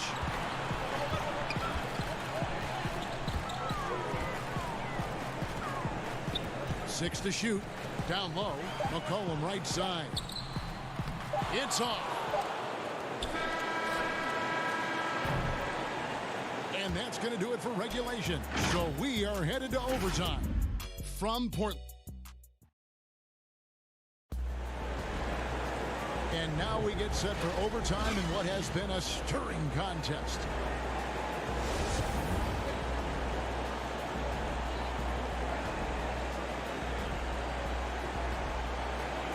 So Dallas will get the first possession. So the overtime period is now ticking away. Should be fun. All fueled up and ready to go to overtime basketball here. Brought to us by Gatorade. Let's check out who's on the floor. On the floor for Portland. Pairing up in the backcourt, Lillard and McCollum. Collins plays the 4 with Nurkic at the 5. And it's Anthony in at the 3, the small forward. Kleber kicks to Curry. Nice form on the 20-footer.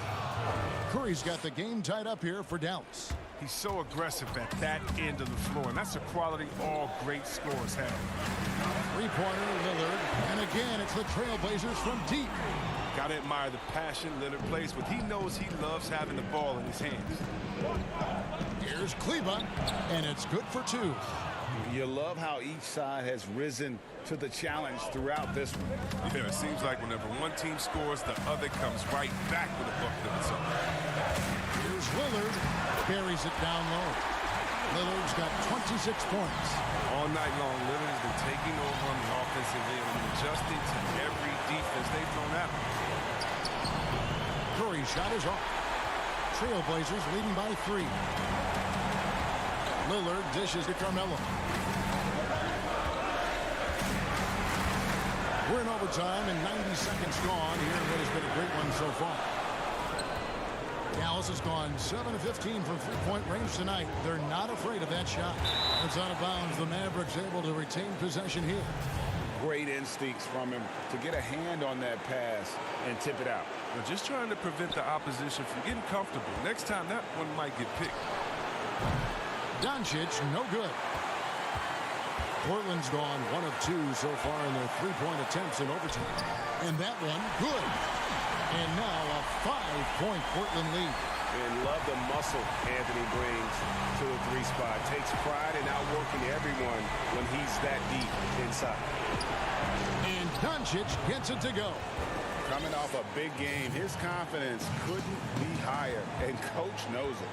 And that's why they're running plays for him. They're getting him the ball and letting him go to work. And so it's Doncic with it. He brings it up for Dallas. Here's Kleber. Money! And what a sensational bucket to bring them within 1. For Portland, they've gone a little over 50% from the field in overtime. They're 4 of 6. Good! Experienced player in clutch situations. I mean, McCollum loves being the guy that takes these important shots. Here's Porzingis, and he could not get that one to go. The coach's challenge has been issued. Close game like this, down to the wire, this is what it's for. And this is the time now where the officials can review in closer detail what constituted the original personal foul. Getting a different angle can sometimes make it a lot easier to determine. Greg, indeed, and the one thing with replay review is that when you see the slow motion replays, you really get a new appreciation for just the immense speed at which these players are moving and how fast the action really is and how hard it can be sometimes, you know, Greg, to make the right call. And so the word is in. They've decided that the call stands as it was made on the floor. And, you know, even if a coach still feels this wasn't the right call, you got to acknowledge the effort being put in to reviewing it. The double checking, and the game continues on. And really, if not for the miss, they'd be sitting in a much better position. Outside Hardaway. Passes to Porzingis. Yes! He's done everything they've asked for tonight. I mean, it's all because of all the work he's done that this game is even close. Lillard, the pass to Collins. Deep two from Anthony. No good.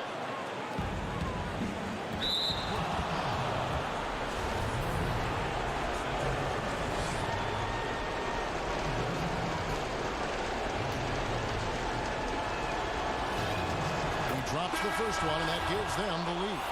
And possesses such a refined feel for the game that Doncic knows he has what it takes to be a great player in this league. Ice in the veins right there. They're one stop away from winning this thing. Time called here. The Blazers decide to talk it over. They're behind by 2. 7 seconds left to play in the first overtime. Swiped away.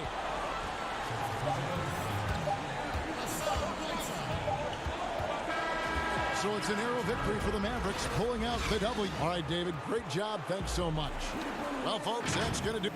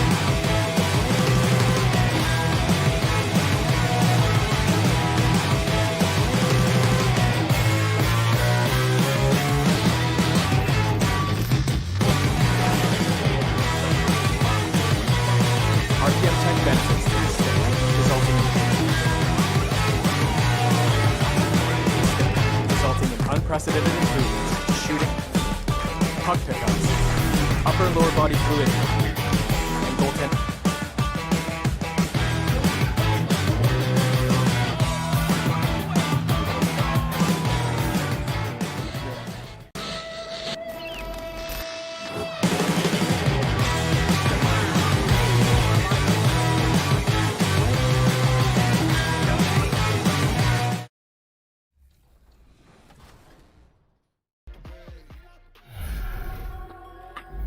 We've been talking so much NBA 2K21, but we wanted to stop and take a moment to thank you guys for tuning in and joining us for 45 episodes in NBA 2K20. We've had so much fun connecting with you all over this past season.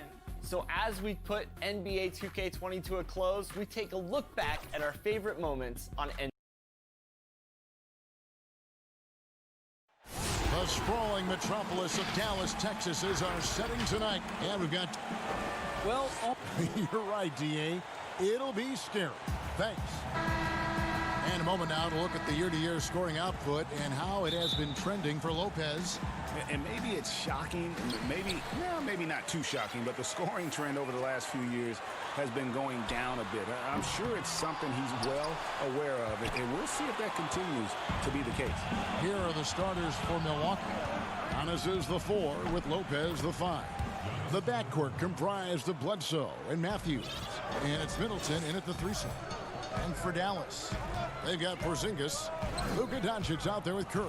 Then there's Tim Hardaway Jr., and it's Finney-Smith in at the 4 spot. Doncic, no good. And so Giannis will bring it up for the Bucks. Well, you look at Luka Doncic, and the one skepticism scouts had was his athleticism or lack thereof. And I think he's proven that's not necessary to be a great basketball player. And he's only getting better as he works with NBA trainers. And yes, it's good. Tell you what, for a young player, Doncic has already shown tremendous skill and feel for the game. Beautiful floor awareness there. Well, I like the way they're sharing the ball, and Bledsoe right in the middle, spreading it around. And you know, you heard about Doncic. Even if he's a step slow, he's always 2 steps ahead with his mental game. You know, Kevin, that's a great point. Feel, savvy, experience, know-how. You know, he grew up playing against bigger, stronger guys, and that always serves you well as you go forward. So he understands how to create space and anticipate and feel how to get defenders off balance. I mean, he's just a special young player. Lopez with the block. Great timing on Lopez's part there to swat down that attempt. Here's Giannis. And Antetokounmpo slams it in.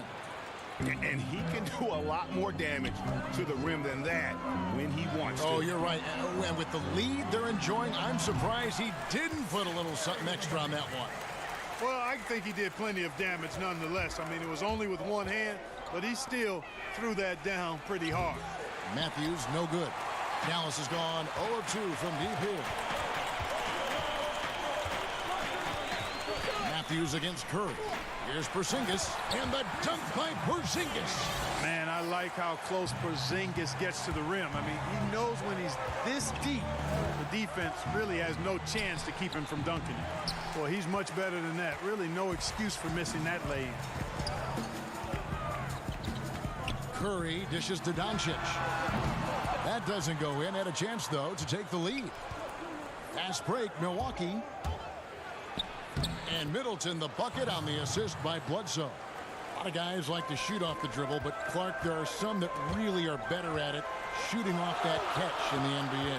Yeah, and who do you have in mind, Kevin? I got a couple of names that I'm thinking about. What about you? Well, I'm thinking Klay Thompson, because that backcourt is so prolific, and he's been so great at that, and that's kind of been his trademark. Yeah, it has been. Redick would be another guy. Yes, another good I think that would come to mind. And even though he's later in his career now, but Kyle Korver, one of the very best we've had in the league at shooting off the catch. Catching up on the changes for Dallas. Marjanovic checked in for Porzingis. Maxi Kleber comes in for Dorian Finney-Smith. Whitey's checked in for Seth Curry. And it's Burke in for Tim Hardaway Jr. And we're seeing some great ball movement out of this group, guys. Right, the pass to Kleber. It's up a 3. A rebound by the Bucks. They couldn't put the pieces together, losing that last matchup with Boston. And Marjanovic with the slam. That's a double whammy, guys. That's right. A great defensive play, then the emphatic stuff. Well, turning defense to offense, we talk about it all the time. Try to hit your opponent at the other end before they can set up the defense. It's deflected. Here's Kleba, defended by Ilyasova. Doncic left side. 6 on the shot clock. Right outside. From deep. Doncic, no good. Milwaukee leading by 6. Here's Connaughton, and down it goes, jamming that one home. And how about breaking out the Statue of Liberty on that dunk? A nice way to pad that lead a little more. You're right. Yes, indeedy. Well done. And out of bounds as the Bucks gain possession. And that's just carelessness there. I mean, you have got to have your head in the game. J.J. Barea checked in for Luka Doncic. Milwaukee also making some changes. Marvin Williams is checked in for Ilyasova. And it's Korver in for Pat Connaughton. Dallas shooting well off their usual numbers, around 29% so far. Burke, the pass to Wright. That one falls coming off Burke's feet. And it's Williams with the ball for the Bucks. 6-point game. Last time they met was in Milwaukee. And they lost a close one last time they saw each other. And you have to think that it was the foul trouble that really kept them from getting the win. And, you know, as you said, Greg, when you are in foul trouble, it makes you less aggressive defensively. And when that's the case, it's hard to offer the kind of resistance that you need to. That was in the back of the mind, the foul trouble they were in.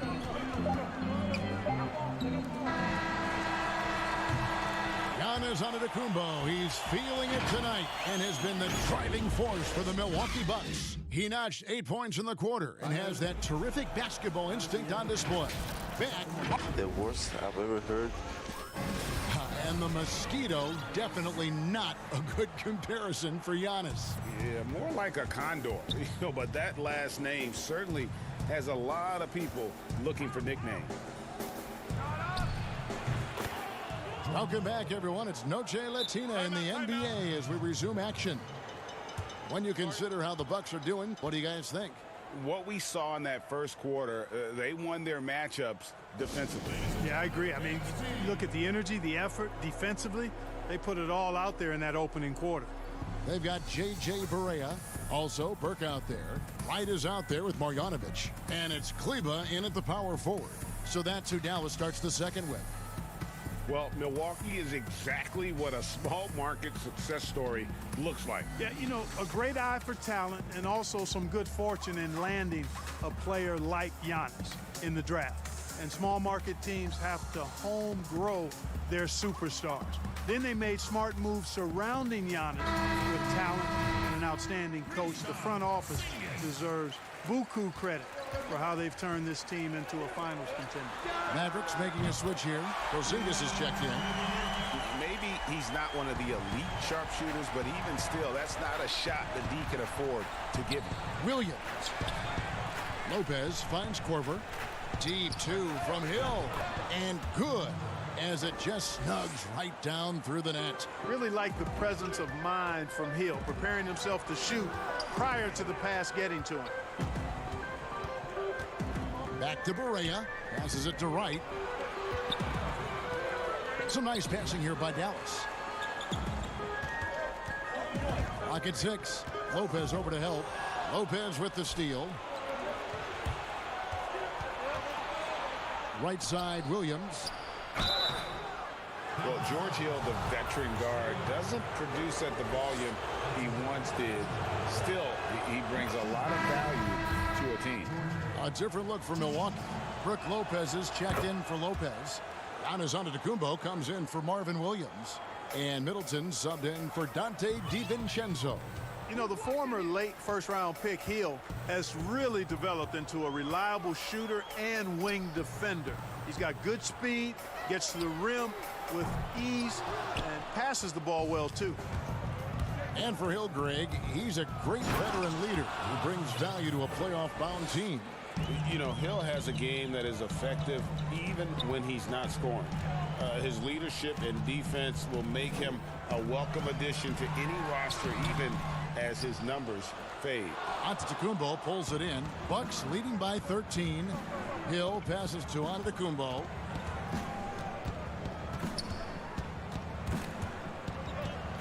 Trying to get open is Lopez. And their balanced effort at both ends has hushed this crowd.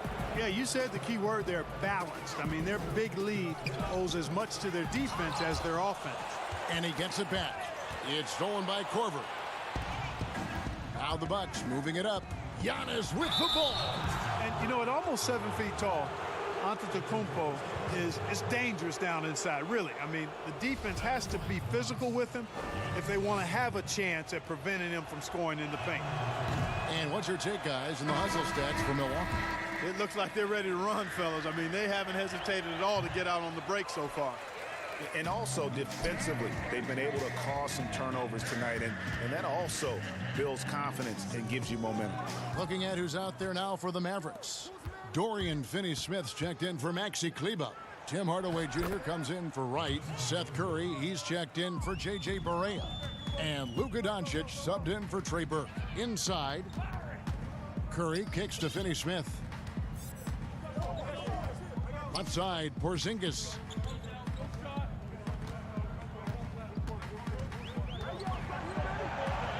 Down to 5 on the shot clock. Doncic passes to Porzingis. Count it. Porzingis has got 6. And with those points, he puts an end to that 10-0 run by the Bucks. Middleton against Doncic. And Middleton kicks to Connaughton. His three-pointers off the mark. Mavericks trail by 15. On its way from Curry for 2. Offensive rebound. Great positioning on the putback. Well, I tell you what, energy and activity from Hardaway Jr. there, showing you exactly what it takes to keep plays alive. Lopez passes to Antetokounmpo. Now here's Middleton. Good, and Bledsoe gets the assist. Bledsoe's got 3 assists tonight. Mark, I want to take you back a bit here to 1982. What was going through your mind over your first few NBA games? Well, Kevin, first of all, I was really excited and thankful to have a chance to realize a dream, but I was also a little bit nervous going up against some of the guys that I had watched and idolized from afar. But once you're between those lines, it's not about idolizing guys. It's about trying to posterize them. Any player in particular, one player that you looked out on the floor and you were out there as well saying, oh my goodness, look who I'm playing against tonight. Well, when we first saw the Celtics and the Sixers, Larry Bird and those great teams in the 80s, Cedric Maxwell and Kevin McHale. And the Sixers, my rookie year, won it all. And they had Moses Malone, Dr. J, Bobby Jones, some of the greats in the game. So those two teams, and Dr. J and Larry Bird in particular. Marjanovic checked in for Dallas. Ilyasova, he's checked in for the Bucks. Matthews comes in for Chris Middleton. The Bucks shooting their 5th and 6th free throws of the game. And 74% has been the mark for them on the season thus far. Yeah, it's been a very frustrating season for them in that regard, guys. Dante DiVincenzo, he's checked in for Pat Connaughton. You know what, though? Sometimes you can be too open. I think it may have surprised him, and that's why he missed. And the call on the shot that sends him to the line. I mean, even from over here, you can see that one pretty clearly. No question about it, Greg. I mean, a ton of contact and a good call by the officials. Williams, he's checked in for Antetokounmpo. That one falls, so he hits both of them. Yeah, nice job of drawing the contact and creating opportunities at the line. My kind of hoops. Straight ahead, playing downhill, and physical. Curry kicks to Finney-Smith. No one near Doncic as he lets it fly. Again, the miss by the Mavericks. Solid rebound there, and with the score like it is, that's an area where they can't afford to get lazy. Yeah, another column in the stat sheet that hasn't gone in their favor. To climb back, they've got to put forth more effort. Will it go? Drills the three-pointer. Doncic has got himself going there. His first points of the game on the deep ball. Guys, Doncic has great shooting mechanics, and he can knock it down from deep or just about from anywhere on the court. And so it's the Milwaukee Bucks. Thanks, David. And we'll be back shortly following halftime to get the third quarter underway. The 2K Sports Halftime Show. Hello again, folks. A tremendous game we're seeing from Giannis Antetokounmpo. He had 16 points, 6 rebounds, and 1 block. After a subpar and that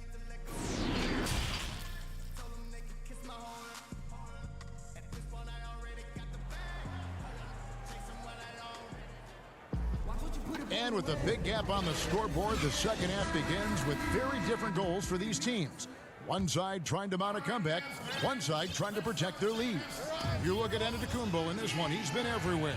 The way he was able to finish on the block was incredible there in that first half. Yeah, you know what? I think he's doing exactly what he has to do. Using his body, shaking off contact, and then finishing at the rim. On the court for the Bucks, the backcourt comprised of Bledsoe and Matthews. Giannis is the 4 with Lopez the 5. And it's Middleton in at the 3 spot. And, you know, this is why people are so high on Antetokounmpo. I mean, he's a ferocious player, great competitive spirit, tremendous work ethic, and highly skilled. He wants to dominate. Here's Hardaway. And the rejection by Giannis. Finney-Smith kicks to Curry. There's the triple. Milwaukee with the rebound. Giannis has got his 7th rebound here tonight. And Clark with Giannis, you could see the change in his demeanor last year. You know, he knew he was unguardable when he was on the floor. Well, guys, you know you're special when you can say nobody can stop me, and the general consensus is you're right. I mean, I can't think of any player in the NBA that's really suited to guard Giannis with his blend of speed and strength and ball skills. That guy handles the ball exceptionally well for a big man. DeLon Wright, he's checked in for Dallas. The Bucks also with the sub. Hill's checked in. Doncic finds Hardaway. Third quarter of basketball, about a minute and a half in. Back to Doncic. Left side, Porzingis. And no good, trying to use the glass. Just 1 for 4 from the field, not the way they wanted to start the second half. Matthews scanning the floor to the inside. Porzingis with the steal. Throws it up high. Oh, and they get in the way of the alley-oop. Not to be. Good play defensively. And Hill, the bucket on the assist by Matthews. Hill's got 8. They found a nice groove in this half, starting out 3 for 4. Out to the right wing. Outside, Porzingis.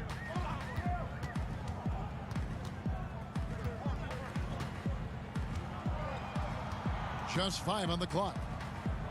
Doncic outside. They could use a bucket, and the shot goes in. Doncic has got his 2nd bucket.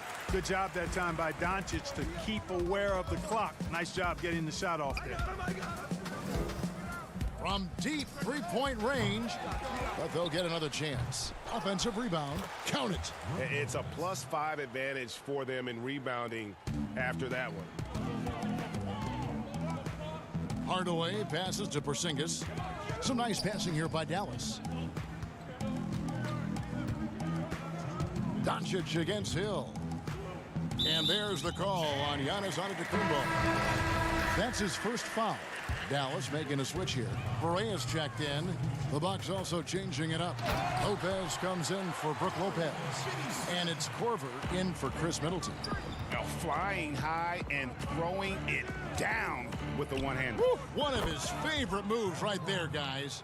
Does it as well as anybody, fellas. Tremendous skill while in the air. You know, guys, the Dallas Mavericks with the longest active sellout streak of any pro basketball team. You can put sellout in quotes because they actually give a lot of tickets away to schools and community service groups to make sure that building is full. He just bangs down the one-hander.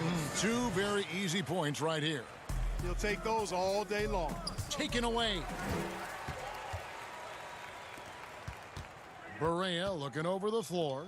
Right outside. Back to Porzingis. Here's the 3. And that one's good. Right. Wright's got 5 now. Okay, nice job here in the second half. Field goal percentage is way up from what it was at halftime when it was just barely above 30%. I love his shot selection today. He set the bar for the rest of the team.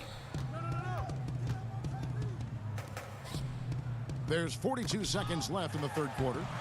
Snatched up. And so it's Matthews with it, bringing it up now for the Bucks. And DeLon Wright gets the whistle that time. That's foul number 2 for him. A different look for Dallas. Marjanovic checked in for Porzingis. Maxi Kleber comes in for Dorian Finney-Smith. And it's Burke in for Wright. Milwaukee also making some changes. Ilyasova, he's checked in for Giannis Antetokounmpo.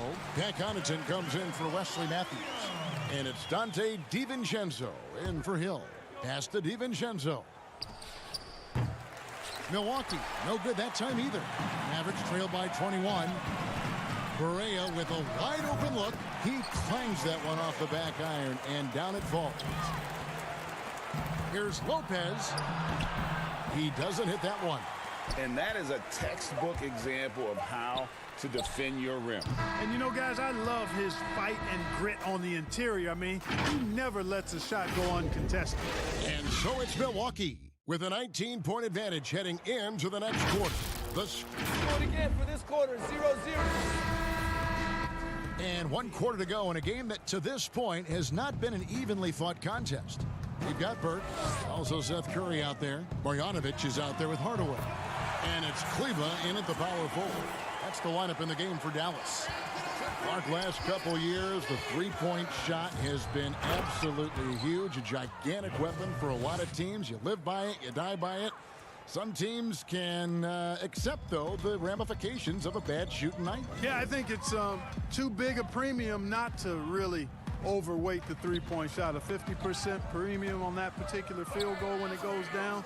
But I do like to see balance. Attacking the rim, spacing the floor. I love to see guys and teams shoot the mid-range shot as well. But the three-point shot and the way teams use it and shoot it is here to stay for sure. And Marjanovic with the slam. Well, you know, guys, we know Hardaway can score, but when he makes these passes, it makes him a lot more dangerous. The offensive rebound, Lopez. Outside for Bledsoe. Here's Lopez, and that one clearly a foul. Gets the whistle, and 2 shots coming up. Tim Hardaway picks one up. Let's quickly check out the scoring breakdown here for the Bucks. Boy, their passing has been picturesque, a thing of beauty in both halves. More than a few of their baskets have come off assists. And also, how about the points they've gotten in transition or on the fast break tonight? That's been a huge factor as well. Luka Doncic, he's checked in for Burke. Matthews against Curry. Misses the 3, and he used the pump fake well there, but he couldn't capitalize. Just a solid performance on the interior. The rebounding has been off the charts. Yeah, you look across the board, it's actually sizing up, shaping up to be a great game. I mean, strong performances throughout, and they've really been strong on the glass. And with the lead, I like the strategy here. Continue to get the ball to guys who can do something with it. If it's working, keep working it. That's what I say. Keep the pressure on them. Again, the Mavericks score. Moving it around, 8 of their last 10 coming off assists. And Greg, you know nothing makes a coach happier than selflessness on the basketball court. The shot off that time. And he gets the basket. Officials blowing the whistle, so a chance at the line for one more. And guys, I like what they're doing here in the second half. Getting a lot of production in the paint and still trailing, but starting to show some grit down low.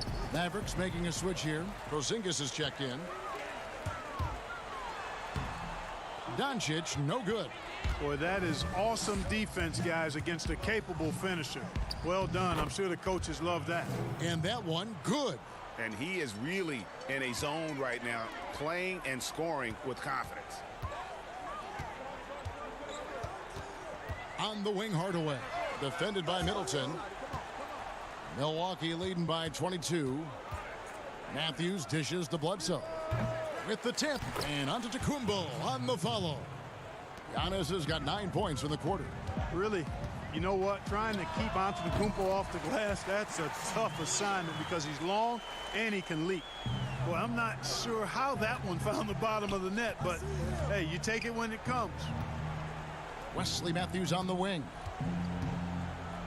To the paint. It's tipped. And it's out of bounds. The Bucks able to retain possession here. Great instincts from him to get a hand on that pass and tip it out. And, you know, even though they didn't come up with the steal, that's still a nice defensive play. And it's a completely new group on the floor for the Mavericks. Big group substitution here for Milwaukee. Marvin Williams is checked in for Lopez. Korver comes in for Chris Middleton. Pat Connaughton, he's checked in for Wesley Matthews. And it's Dante DiVincenzo in for Eric Bledsoe. And how about the power of Antetokounmpo? Dynamite whenever he takes it to the rim. Barea kicks to Marjanovic. Here's Jackson. And foul on the shot, so he'll get a chance at the line. Mark, we've had sponsors on the uniforms for a couple of seasons now. Do you think everyone's grown used to seeing them? Yeah, I think it's a normal part of the landscape, and it will take a little more time. I've noticed them myself as I've watched games. We're certainly a far cry from looking like NASCAR drivers, which I think is a good thing. You want them to be done visibly, but not overdone. DiVincenzo can't hit it. Mavericks have gone 5 of 8 shooting as we've come down the home stretch in this final quarter. And one team is just completely outclassing the other tonight. Spirited performance, and it really ignited what is turning out to be a monster win here for the Bucks. This was a team performing to its fullest capability. A hugely satisfying win. A game that not many will soon forget. And on the other side, one that I think most will try to forget. And in the win-loss column, tonight's game will push their record up to 54 wins on the year. And after losing the first of this 4-game series, they've gotten their revenge here tonight, guys, evening things up one apiece with 2 left to play against the Mavericks. And what a tremendous standout performance it was for Giannis. Boy, from a scoring standpoint, he was absolutely sensational. Made the game look easy tonight. They just blocked out the noise, kept on grinding, and this is their reward. Boy, a fantastic performance. And I tell you something, I mean, you get roadkill, that's always a challenge in the NBA, no matter what. And they got it done. Yeah, clearly a foul of frustration right there. Not his best moment. Obviously, no one on their team's happy right now, but you shouldn't be taking that frustration out on your opponent with a poor foul. It's Curry outside. Rebound by Williams. And it's Williams with the ball for the Bucks. Here's Connaughton. Shooting foul as the whistle blows. He'll shoot 2 free throws. And the first one at the line is good. At the line for the Bucks, Pat Connaughton. And he makes both free throws. We've got 13 seconds left in the game. Curry passes to Doncic. Good, and Curry gets the assist. Boy, the take charge mentality of Doncic on display there. The quick fire approach demonstrates his confidence. The putback, he hangs in there and cashes in on the second chance points. And those second chance points really become almost like bonus points when you can get them. So no problem for Milwaukee as they get the win to come into an opponent's building. And thank you, David. Great interview once again. Thank you for joining us.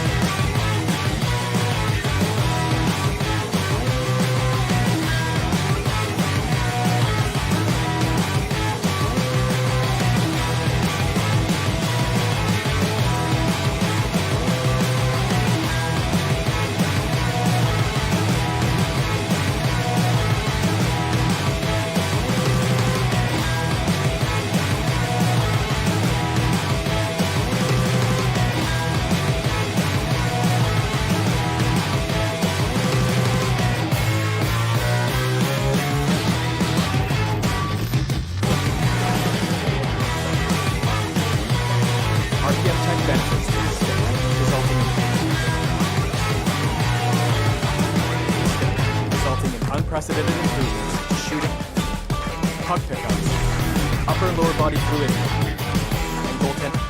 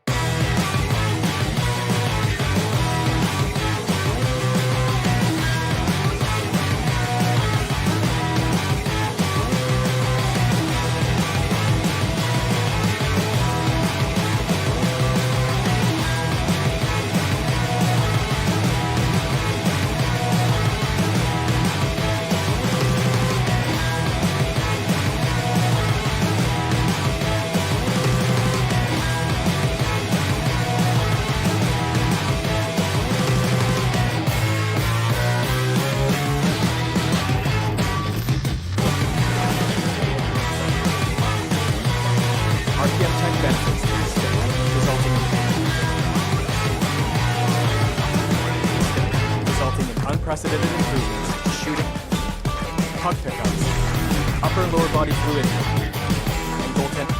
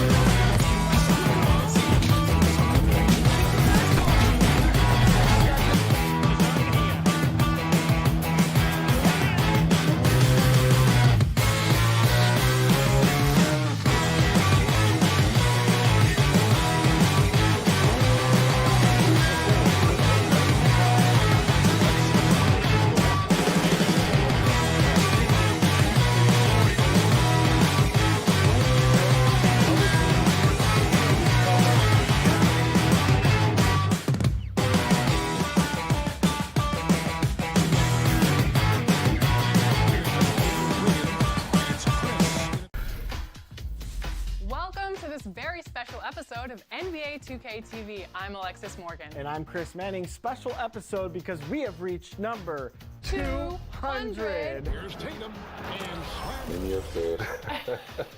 You play 2K. All the time. You act. Yeah. Oh, yeah. And now you have an album. Anything you can't do? I can't lose. And a look behind the curtain here. Final preparations for... And let's... Well, the NBA... Great DA, thanks. Here are the starters for Los Angeles. We've got Marcus Morris. Paul George is out there at Patrick Beverley. Then there's Kawhi Leonard. And it's Zubac in at center. And for the Mavericks, they've got Porzingis. Luka Doncic out there with Seth Curry. Then there's Hardaway. And it's Finney-Smith in at the power forward. And here's Beverly. He brings it up for Los Angeles. They come in fresh off a win against the Warriors. And bottom line, they found ways to score. Credit the game plan going in. It was right on the money. They knew that the arena would be rocking. And if they could execute well on the offensive end, they knew they could quiet down this hostile crowd. A big key to the Clippers' recent surge, the development of Montrezl Harrell. His activity and his ability to score have been infectious for this team, and he also can be very intimidating. Just 4 to shoot. And the shot clock expires. 24-second violation.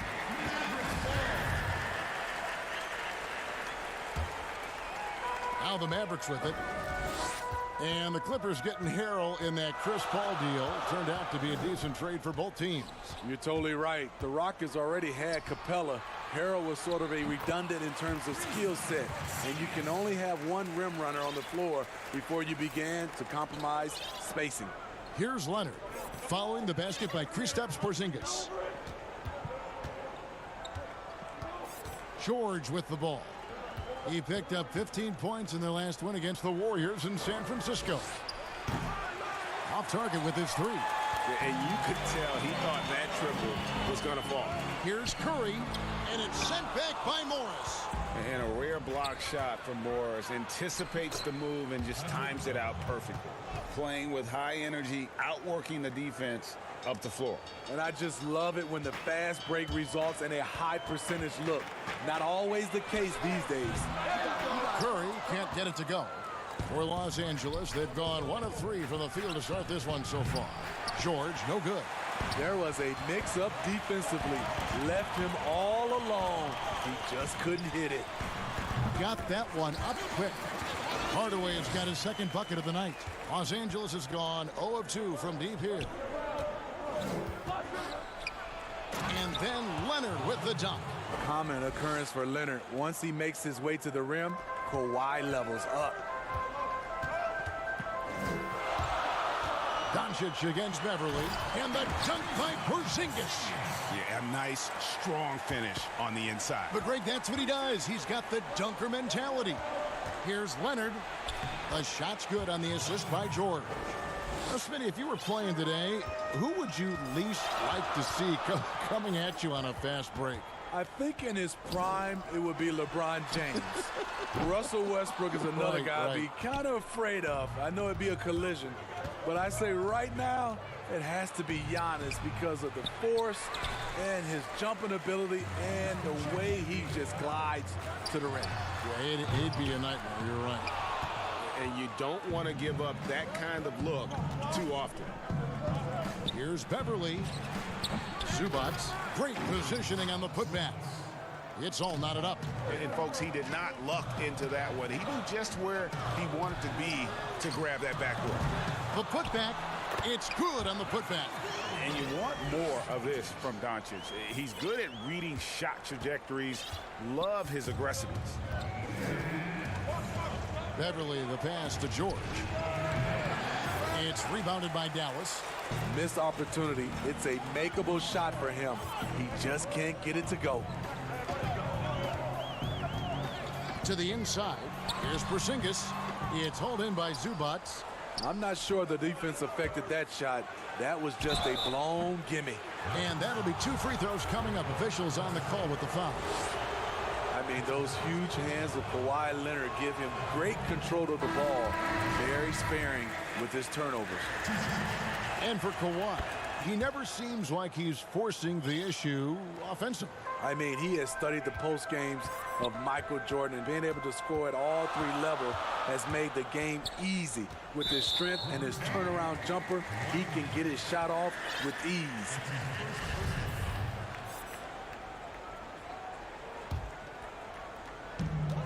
.56 seconds left to play in the first quarter. Right idea, wrong execution. They were looking to get a high percentage shot inside, but the pass was too late.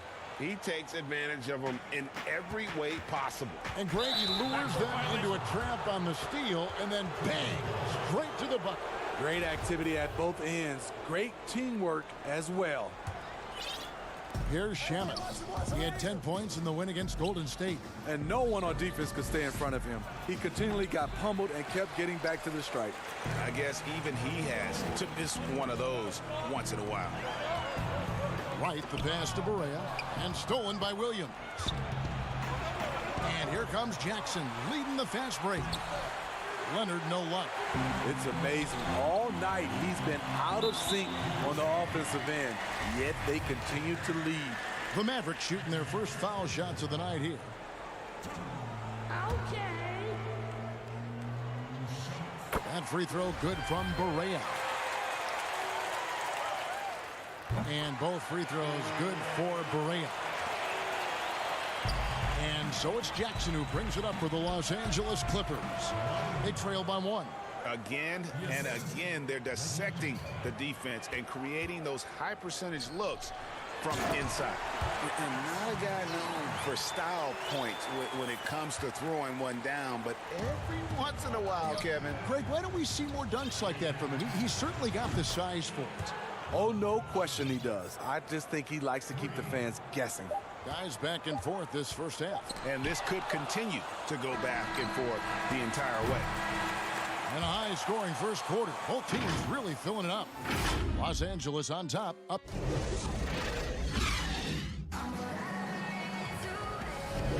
And as we return, it's Noche Latina, celebrating the NBA's connection to the Latin American community. And taking a look at Los Angeles' performance here, what have they been doing or not doing? I love their effort, contesting shots, trying to intimidate here early on. And you can see it's already having an impact. It can cause shooters to think twice. Here are the 5 the Clippers have to start the second. They've got Landry Shamet. Jermichael Green is out there with Kawhi Leonard. Then there's Reggie Jackson. And it's Williams at 2 guard.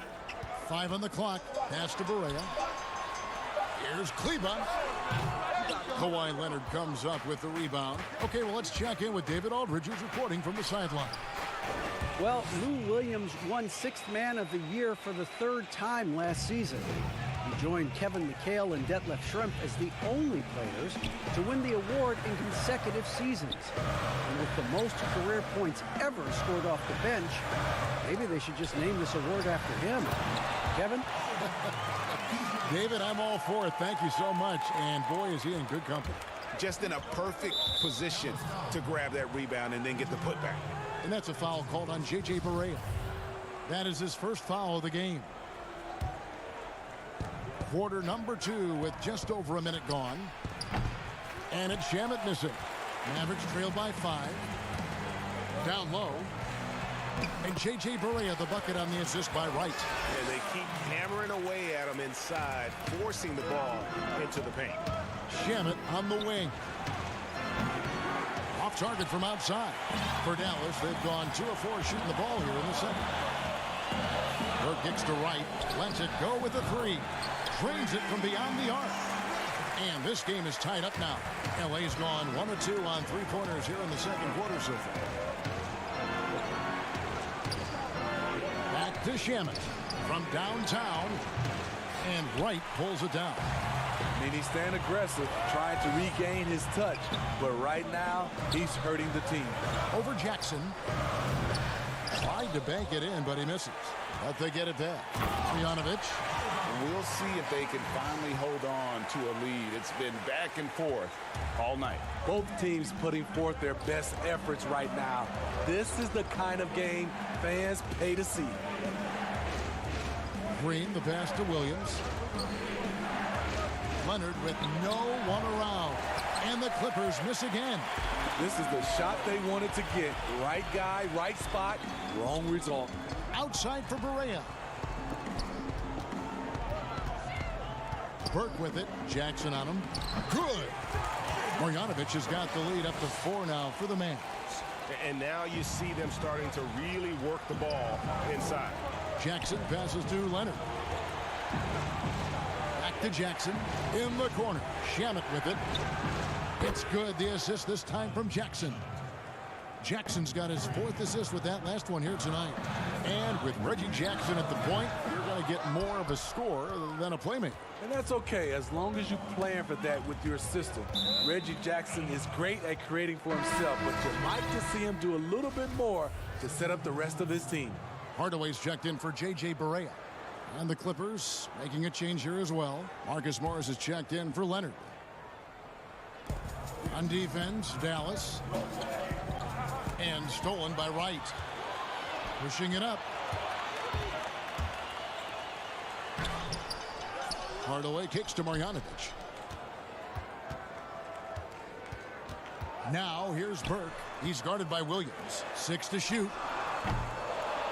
Burke can't get it to go. And that is the exact type of opportunity this offense is looking to create. You know, if you get the ball to the right guy in the right spot, more often than not, you're coming away with points. Adding to this lead, he's been dependable and consistent at the offensive end. Here's Kleber. Offline with his 3. The Clippers in the lead. Williams passes to Jackson. Back to Williams. Green kicks to Morris. Williams with a clean look. Off the mark there with the 3-point shot.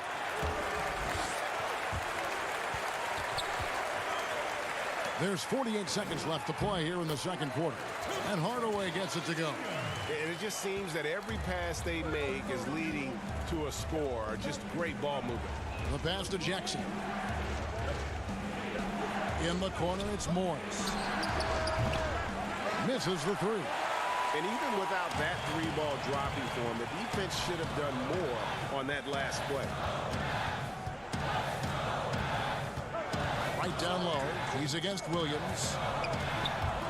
And it's out of bounds. They say it was last touched by Marjanovic.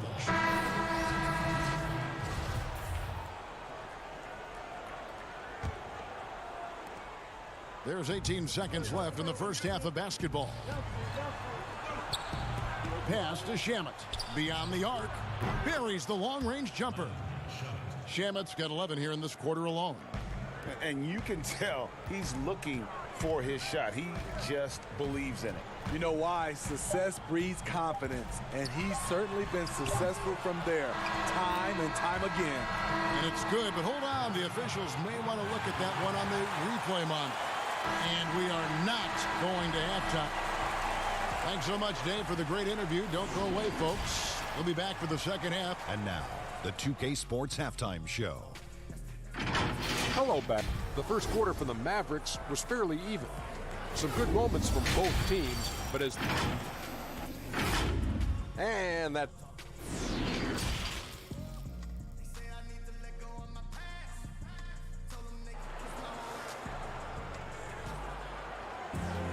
And if you're just joining us, we've played through the first half in a game that's been fairly even so far.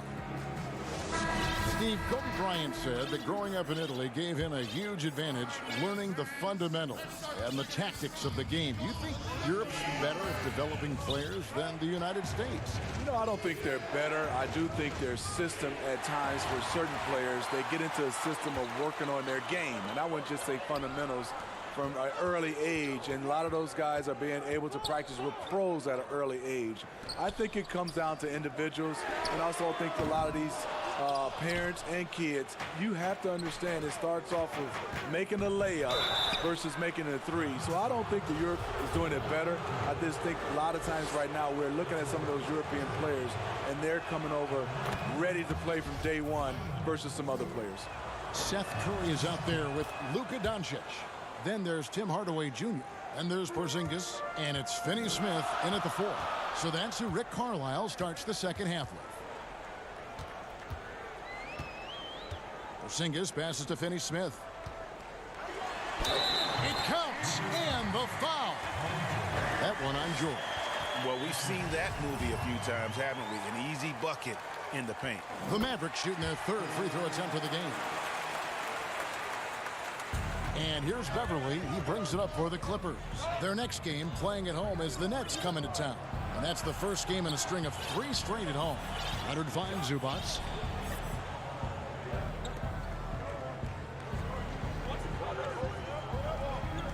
Back to George. Clock at 4. The long distance 3 is buried. George has got himself on the board with 3 there. And there's never been any question about George's three-point range.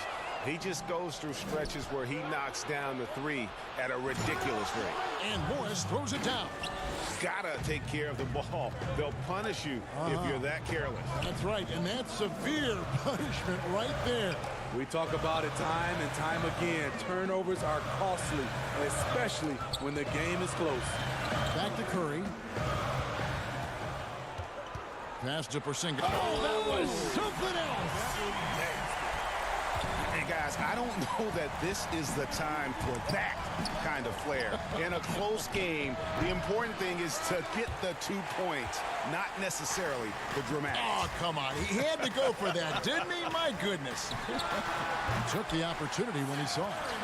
Curry's got it all tied up now for Dallas. That's 3 of 4 here to start the half. On the wing, Morris. Hardaway against George. Hardaway with the steal. Here's Porzingis with fast break chance. Finney Smith kicks to Hardaway. Pass to Porzingis. Laid in with a nice touch off the glass. Porzingis has got 7 points for the quarter. They're finding lanes to the hoop now with consistency. 5 buckets in a row from the paint. And the whistle blows. It's going to be on Luka Doncic. That's his first foul. Dallas making a switch here. Kleba's checked in, and the Clippers with a change here too. Green's checked in. And George kicks to Morris. 6 on the shot clock.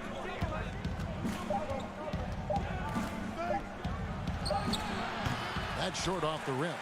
The game has been very close in a lot of areas, but rebounding has been the one differentiator thus far.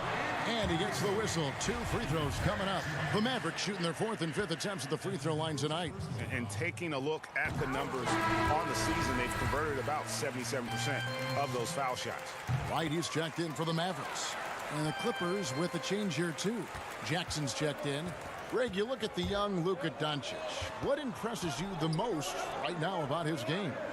Well, Kevin, you just don't see many players his height who can handle and make step-back threes. Also, his confidence.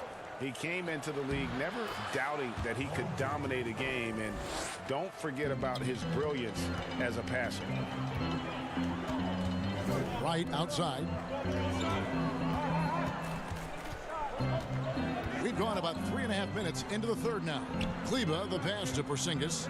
Here's Finney Smith. Lets the 3 fly, and he's good on the 3-ball. Finney Smith's got the lead up to 5 now for the Mavs. Morris into the lane. It's good. The assist this time from Jackson. Jackson's got his 5th assist in this one. Doncic feeling it out. Right against Beverly from 12 feet out. The Clippers grab the miss. One-on-one fast break. Here's Morris. It's good. And it's now only a 1-point Maverick lead. And it's the Mavericks with the ball. 40 seconds left to play in the third. Right for 3. And no good. So the Clippers will take it the other way. Beverly for 3. Mavericks with the rebound. Porzingis has got his 5th rebound right now in the game. Kleba kicks to Doncic. Out of bounds, the Clippers take possession. This is what we talk about, value in each possession, avoiding those kinds of mistakes. So for the Clippers, Landry Shamet's checked in for Patrick Beverly, and it's Williams in for Jackson. Up top, Morris. Back to Williams. And there's the pass to Morris. There's the dish to Williams. Gets it to go from beyond the arc. Williams has got his third bucket of the night. Quick feet, quick release. Hard to check Lou Williams from beyond the arc. A great competitive game so far. And from the look of it, this one could go right down to the wire.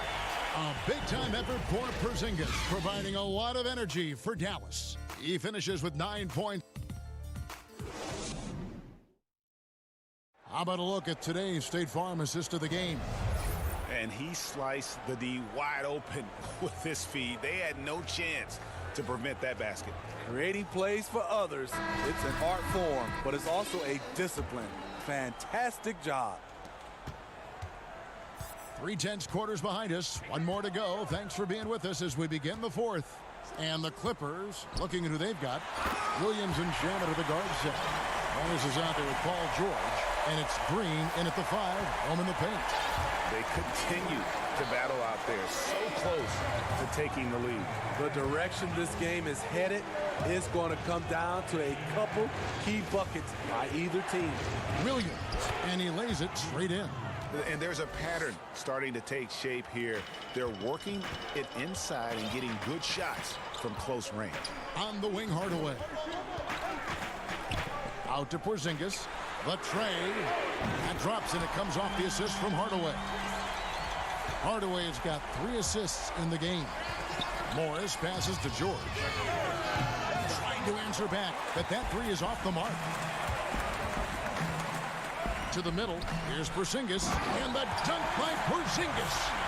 And he can do a lot more damage to the rim than that when he wants to. Oh, you're right. Oh, and with the lead they're enjoying, I'm surprised he didn't put a little something extra on that one. That's it, and the Dallas lead is cut down now to just 4 points with the basket from Lou Williams. Over to the left wing. Porzingis inside, guarded by Green. And there's the basket. Whistle blows and a chance for a three-point play. Going to the line for 1. An even stronger second half. Tremendous efficiency at the offensive end of the floor. Curry's checked in for Marjanovic. The Clippers also changing it up. Zubac is checked in for Jermichael Green. Kawhi Leonard comes in for Landry Shamet. And it's Patrick Beverley in for Williams. And the rejection by Zubac. And it's out of bounds to the Mavericks as Dallas retains possession. Here's Doncic. Drops it in from 11 feet. Doncic has got the lead up to 9 now for Dallas. Here's Leonard, and Kawhi Leonard with the slam. I love the patience Beverly has developed with the ball in his hands. Terrific find. Here's Hardaway, and good, and it takes a nice bounce off the right iron and down. And coming down the stretch here, both teams still on fire. Yes, and if you love offense, you're loving this matchup. It's been a highlight reel affair. Terrific play. This is why you run your offense through him and live with the results. Doncic, bounce pass. Leonard against Hardaway. Here's Doncic, and he'll shoot free throws here. And now, yep, this will be a coach's challenge. We thought that might happen, triggering a review of the personal foul. And this is the time now where the officials can review in closer detail what constituted the original personal foul. Getting a different angle can sometimes make it a lot easier to determine. Greg, indeed, and the one thing with replay review is that when you see the slow motion replays, you really get a new appreciation for just the immense speed at which these players are moving and how fast the action really is and how hard it can be sometimes, you know, Greg, to make the right call. And the announcement on the review is that the foul was called in error. So they have determined, Greg, to overrule the original call. And guys, this is what it's all about, getting the call right. And I think in this case, the video review showed that while it was a tough call to make on the floor, they got it right with the review. The shot by George, no good. Dallas leading by 6. In the corner, Hardaway with it. Good, and Curry gets the assist. Hardaway's got 4 points in the quarter. really, really good possession there. They've never lost their focus, even as the game's gotten tight. With their lead starting to stretch out just a little bit here late, they're in a prime position now to wrap this one up. Here's Patterson. And the Clippers miss again. For Dallas, they've gotten 7 of their 8 shots to fall here in the fourth. A tremendous offensive output. Now the feed to Hardaway. Here's Curry with the 3. The rebound by Patterson. And this is what you like about his perimeter D. Never gave up and challenged the deep. You see some guys, they just mail it in. They don't go out and contest it. Not him. He's going to compete through the entire play. Hardaway passes to Doncic. And the rejection by Jackson. Hardaway kicks to Doncic. Gets to Porzingis. Goes back up. Up and in. That's his 10th make in the contest. He has only taken 13 shots. And it looks like just playing the last bit of this one out in what should be a nice win here for the Mavericks. Their inside game was what secured them to win tonight. They had their way in the paint, and those are all high percentage shots, but the defense couldn't stop them from getting down low. And for the year now, they'll ramp up their win total to an even 40. And you know, when you look at the huge impact he had, just a monster game for Porzingis. He played with a lot of fire, a lot of heart, especially on the glass. He's one of those guys who act like every rebound is his, and many of them were tonight. And the feed from George couldn't be better. The timing, the placement, everything about that dish was pinpoint. It's stolen by Morris. Doncic with the steal. Right side Hardaway. On the wing, Doncic. No good on the triple. And a deep 3 from George. Misses there. So no problem for Dallas as they get the win. Some good competition, but the hometown advantage and their ability to stick.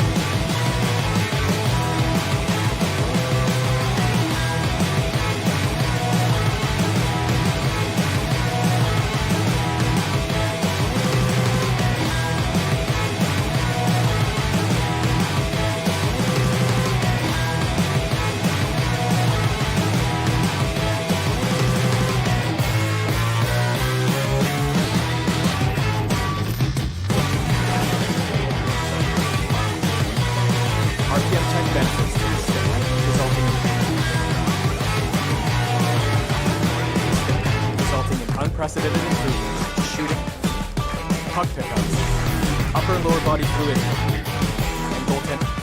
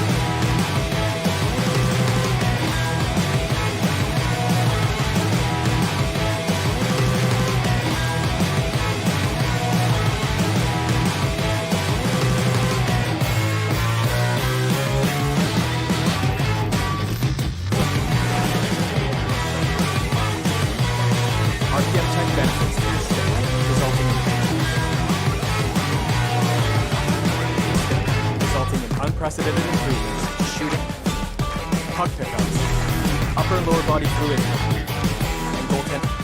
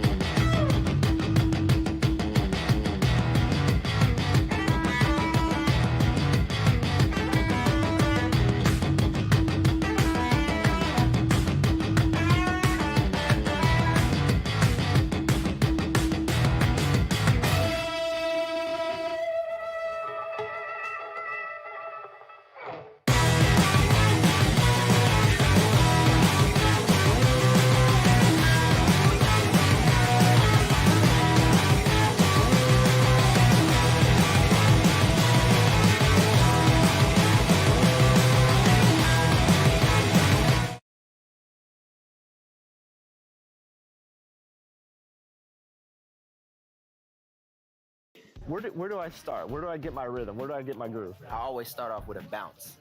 You just start with a bounce, and then you see. I'm part of the baddest game, most successful game in the world. I went to Portugal this year, and It's just about game time. The Blazers never looked more before. The players love it. Thank you, David. Let's take a look at our starters for Portland. The high-powered backcourt pair, Lillard and McCollum. Collins plays the 4 with Nurkic at the 5. And it's Anthony in at the 3, the small forward. And for Dallas, we've got Luka Doncic. Also Seth Curry out there. Hardaway is out there with Porzingis. And it's Finney-Smith in at the 4. Hardaway passes to Doncic. Porzingis kicks to Doncic. Nurkic with the block. Collins passes to McCollum. Back to Collins. And Curry pulls it down. And it's Porzingis with the ball. He'll bring it up for the Dallas Mavericks. They traveled to Portland last time they faced the Trailblazers and came away with the win. And the last time they were able to come away with that win because of their depth. Great production from the reserves. Probably looking for more of the same here. As we know, a deep bench so crucial to any team's success. And in this one, 2 prolific offenses, Brent, going head-to-head. What was the best offensive team you ever played for? Well, the most fun I had, Kevin, and enjoyed the most was in Seattle for the Supersonics. Now we're going to have to explain to some of the kids who that is. But I think the most efficient and the most programmed offense certainly was in San Antonio for Greg Popovich and the San Antonio Spurs, having the anchor Tim Duncan down on the block. The Seattle Supersonics. That has a nice ring to it, doesn't it? Here's Doncic following the basket by C.J. McCollum.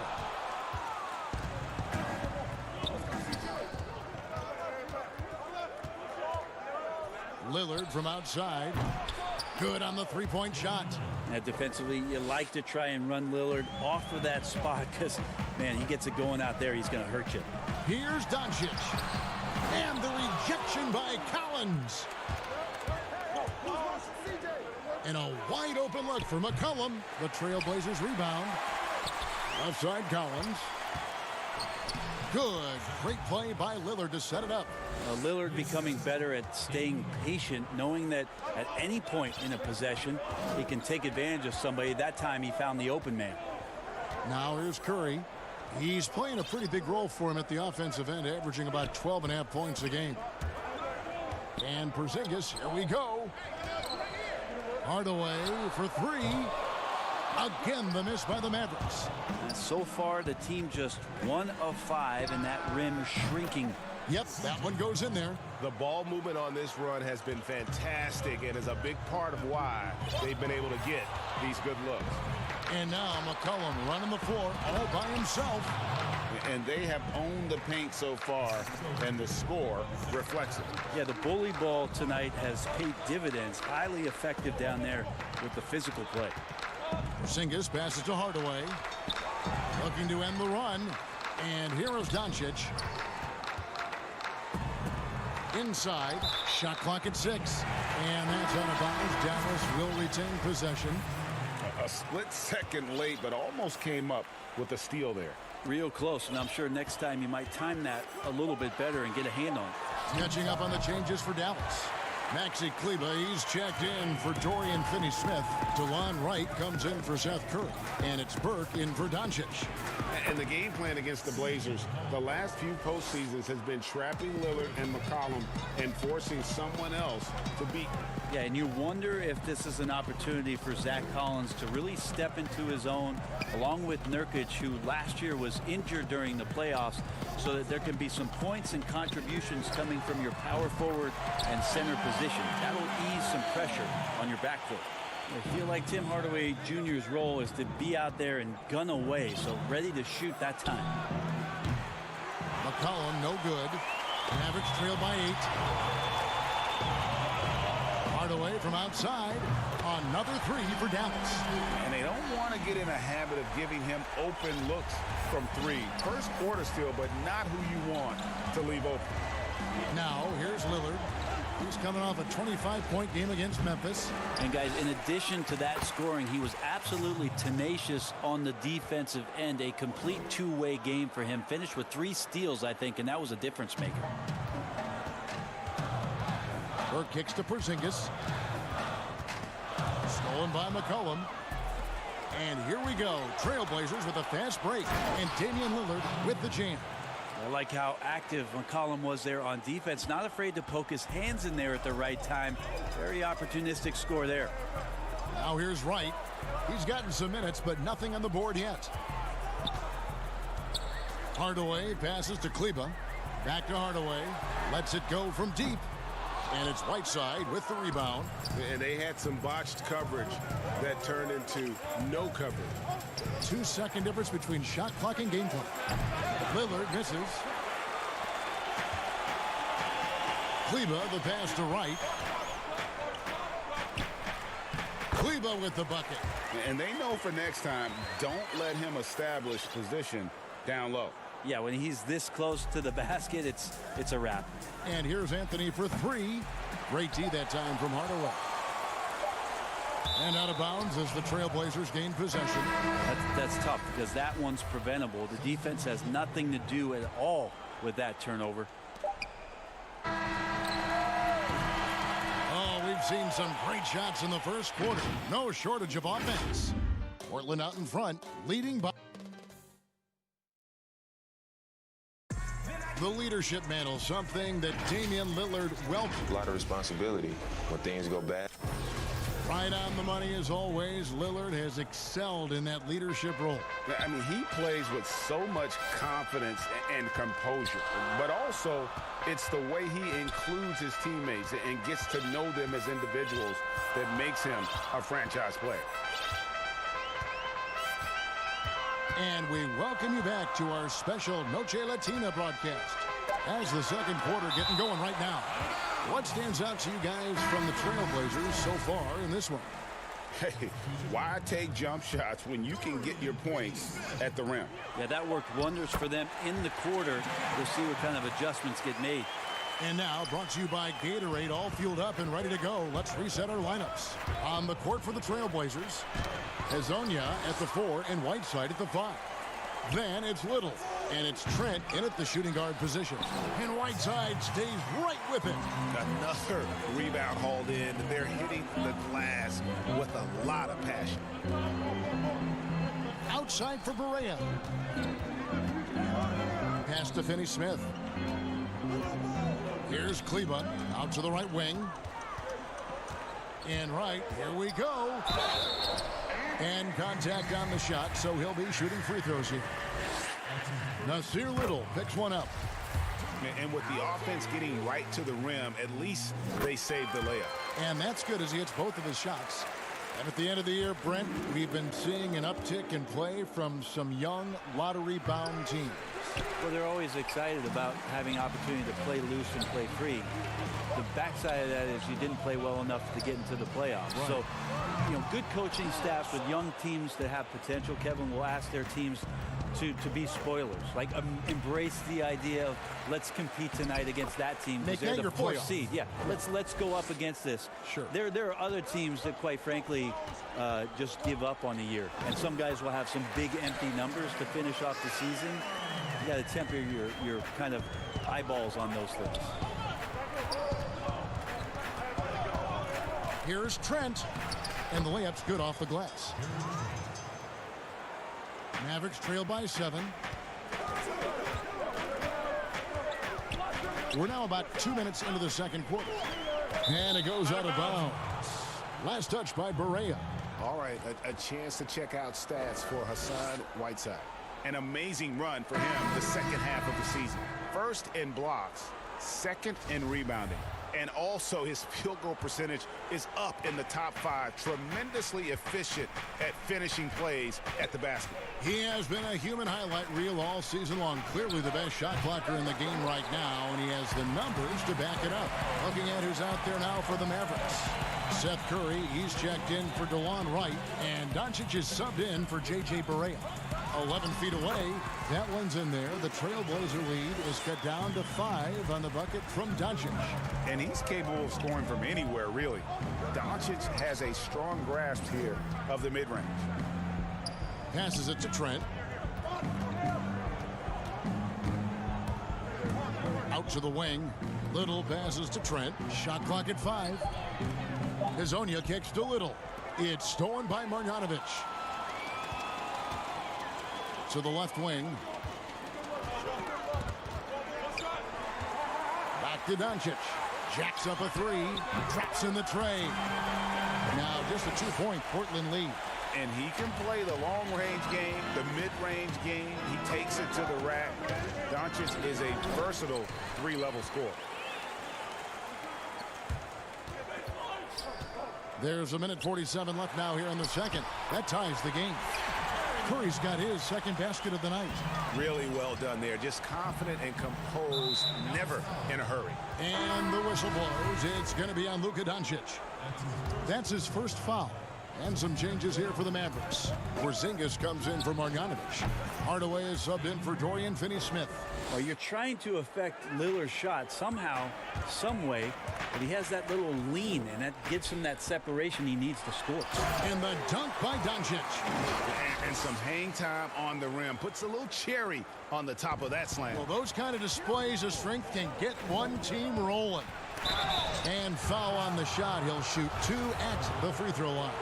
He's just a hard guy not to foul. C.J. McCollum is so versatile as a scorer, you never know which move he's going to go to. And you talk about shot makers. C.J. McCollum, one of the best in the game. From mid-range, you could argue he's the best, flat out. Trey Burke's checked in for Dallas. And the dunk by Doncic. And when you want Doncic, he's one of those guys who kind of just slithers around until he finds an opening, and then bam. Buries it from 3-point range. A really strong second quarter in terms of scoring the basketball. To the inside. Here's Burke. Good, and the assist goes to Hardaway. Yeah, that was the 3rd straight high percentage look the defense has allowed. The defenders have got to start putting bodies on bodies. Goes up again. And the call on the shot that sends him to the line.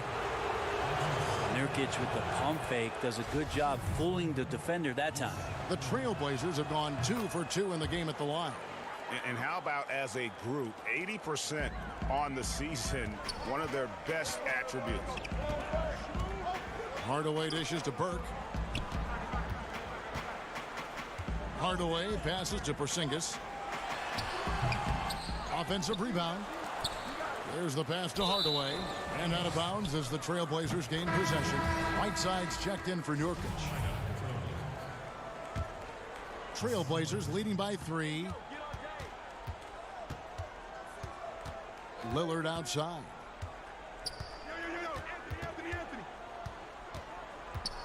Shoots over Burke. Portland again missing. Well, he's a guy that count on to produce from the mid-range. He doesn't miss too many open looks from there. And how about the vision there from Doncic? Can make the easy pass and also the difficult one. You know, they don't score on that shot, but they're going to be happy. All right, Dave, thank you. And time now for the halftime break with the third quarter suit. The 2K Sports Halftime Show. We welcome you back. Ernie Johnson, Michigan. A tremendous start for C.J. McCollum. He had 11 points, 2 rebounds.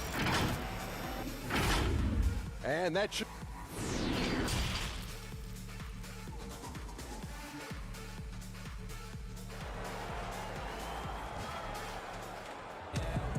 And in that first half, we saw a pretty tight battle. We'll soon find out what sort of adjustments were discussed during the half. You know, C.J. McCollum has been exceptional here, guys. Really impressed with the shot selection through the first half. Just taking what he can get from the defense. Yeah, I'm thinking back to the first half. I'm wondering, did he take a low percentage shot? Everything efficient. They've got Seth Curry. He's out there with Doncic. Kristaps Porzingis is out there with Tim Hardaway Jr. And it's Finney-Smith in a power forward position. That's the lineup in the game for Dallas. And that's a foul called on Zach Collins. That'll be his second foul of the game. Porzingis against Nurkic. And out of the gates here in this second half, they have not started well. 0 of 3. Anthony nowhere around. The three-pointer no good. And so it's Porzingis. He'll bring it up for the Mavericks. It's a three-point game. Good on the bucket. And that's now 11 points for Luka Doncic. Finally, they get one to drop. That's one of their first 4 here in the third. Collins dishes to Lillard. Feeds to Nurkic. Porzingis with the block. Yeah, good luck getting a shot over the 7-foot, 6-inch tall wingspan of Kristaps Porzingis. And Doncic gets it to go. Moving it around, 8 of their last 10 coming off assists. Lillard attacking, and the shot is good. Lillard's got 4 points now in the quarter. What a performance on the offensive end. He's making the defenders pay right now for all of the mistakes they're making. Finney-Smith passes to Porzingis, uses the glass to finish the layup. Porzingis has got the lead up to 1 now for Dallas. The Trailblazers have gone 2 of 4 here to start the second half. And the basket by McCollum. McCollum's got 13. Well, he's just so good as C.J. McCollum at when to put the ball down on the floor and penetrate to the inside. Here's Porzingis. Nurkic with the block. And it turns out it's going to be a foul. He was hoping for a clean block, but the officials felt otherwise. So we'll see some free throws here. And Brett, with the corner three being such a popular shot, should we consider widening the court, making it all feel the same? It's an interesting question, Kevin. There's been some talk around the idea of actually dissipating that three-point line into the sideline. Yes. And I really just wanted to say dissipating, by the way. Well, and you said it well. The other thing, Kevin, that has been considered, what if we went back to skinnying up the lane line, back to the original George Mikan days, of the lane being 6 feet wide rather than what we see today at 12 feet. That would put a ton more value on post-up and two-point play, almost so much as the three-point shot and the two-point shot in the post equate to the same amount of points per possession. Yeah. Simons the pass to Little. Kicks it to Nurkic. Dishes it to Little. Pass to Simons. And now, here's Hazonia. Porzingis with the steal. Dallas moving the ball around. Pass to Marjanovic. Three-pointer on the way. Offensive rebound Mavericks. And the shot goes in from Kristaps Porzingis. Maybe a little more fundamental with positioning there to be ready for that offensive rebound. Porzingis, some extra effort on the offensive glass that time. Got that bucket in no time at all. Simons has got himself going with the triple, his first basket of the game. Here's Barea. And foul on the shot, so he'll get a chance at the line. Yeah, easy call. And he's got his first free throw of the game. Gotta admire what he's been able to do at the free throw line this season. How about over 90%? Maxi Kleber, he's checked in for the Mavericks. Burke comes in for Seth Curry. Portland also making some changes. Whiteside's checked in for Hazonia. And Anthony subbed in for Little. They get it back. Another shot. No good on the layup. Defense as tough as it comes right there. He's a hard man to deny when he gets the ball to the rim. The Mavericks have been perfect so far from the free throw line. 6 for 6. And both free throws good for Barea. And they're doing a better job of working themselves to the line here in the second half. The 15-footer. The rebound by Marjanovic. Dallas leading by 4. 1:04 left in the third. Kleber, the pass to Marjanovic. And the rebound by Nurkic. Nurkic has got his 7th rebound of the game with that last one. Trent gets the bucket. Trent's got his second basket of the night. Great to see when Melo spots his open teammate. Good at noticing the overcommitment that time. And Wright kicks to Burke. Dallas, no good that time either. Portland's gone 1 of 2 from beyond the arc since coming out of the break. And here's the fast break. And he gets it to go as they call the foul. He's on his way to the line for one more. And running with a full head of steam, but completely under control. Yeah, you think he's comfortable at that speed. He's done it so many times before. Just an absolute blur in transition, and that helps get the rhythm going. And the Mavericks making a change here. Hardaway's checked in, and the Trailblazers making a change here as well. McCollum's checked in for Nurkic. And we'll see if they can finally hold on to a lead. It's been back and forth all night. Well, you can tell they really want to increase this lead. They can't keep letting them take it from them. And that one's good, Anthony. They should continue to get the ball inside. The defense struggling to contain them. Burke kicks to Marjanovic. Baseline jumper, and he gets the bucket. Marjanovic has got his first points of the game. And not even 3/4 out of the way. So many lead changes. The fans, guys, are getting their money's worth. Heck, I should have paid to watch this one. It's been a nail biter. So the wing on the left. Back to Kleber. And the game still closely contested as we end the third quarter. Trailblazers. And let's take this opportunity now to show you our State Farm assist of the game. Yeah, and I like the fact we get to see this pass one more time. A magnificent feed, and you love to see your off guard taking over the playmaking duties with this much skill. Yeah, sometimes that's what can separate some of the best players, not just creating for yourself, but creating for others as well. We've reached the fourth quarter, and what has been a very competitive game should be an exciting finish. And on the floor for Portland here in the fourth. Pairing up in the backcourt, Lillard and McCollum. Collins is out there with Whiteside, and it's Anthony in at the 3 spot. And Maxi Kleber is going to pick up the foul. That's his 3rd foul of the game. Curry's checked in for Burke. Lillard finds Whiteside. And Damian Lillard with the bucket on the assist by Whiteside. 19 points for Lillard. Pretty much all of their buckets coming from inside the paint now. Curry passes to Kleber.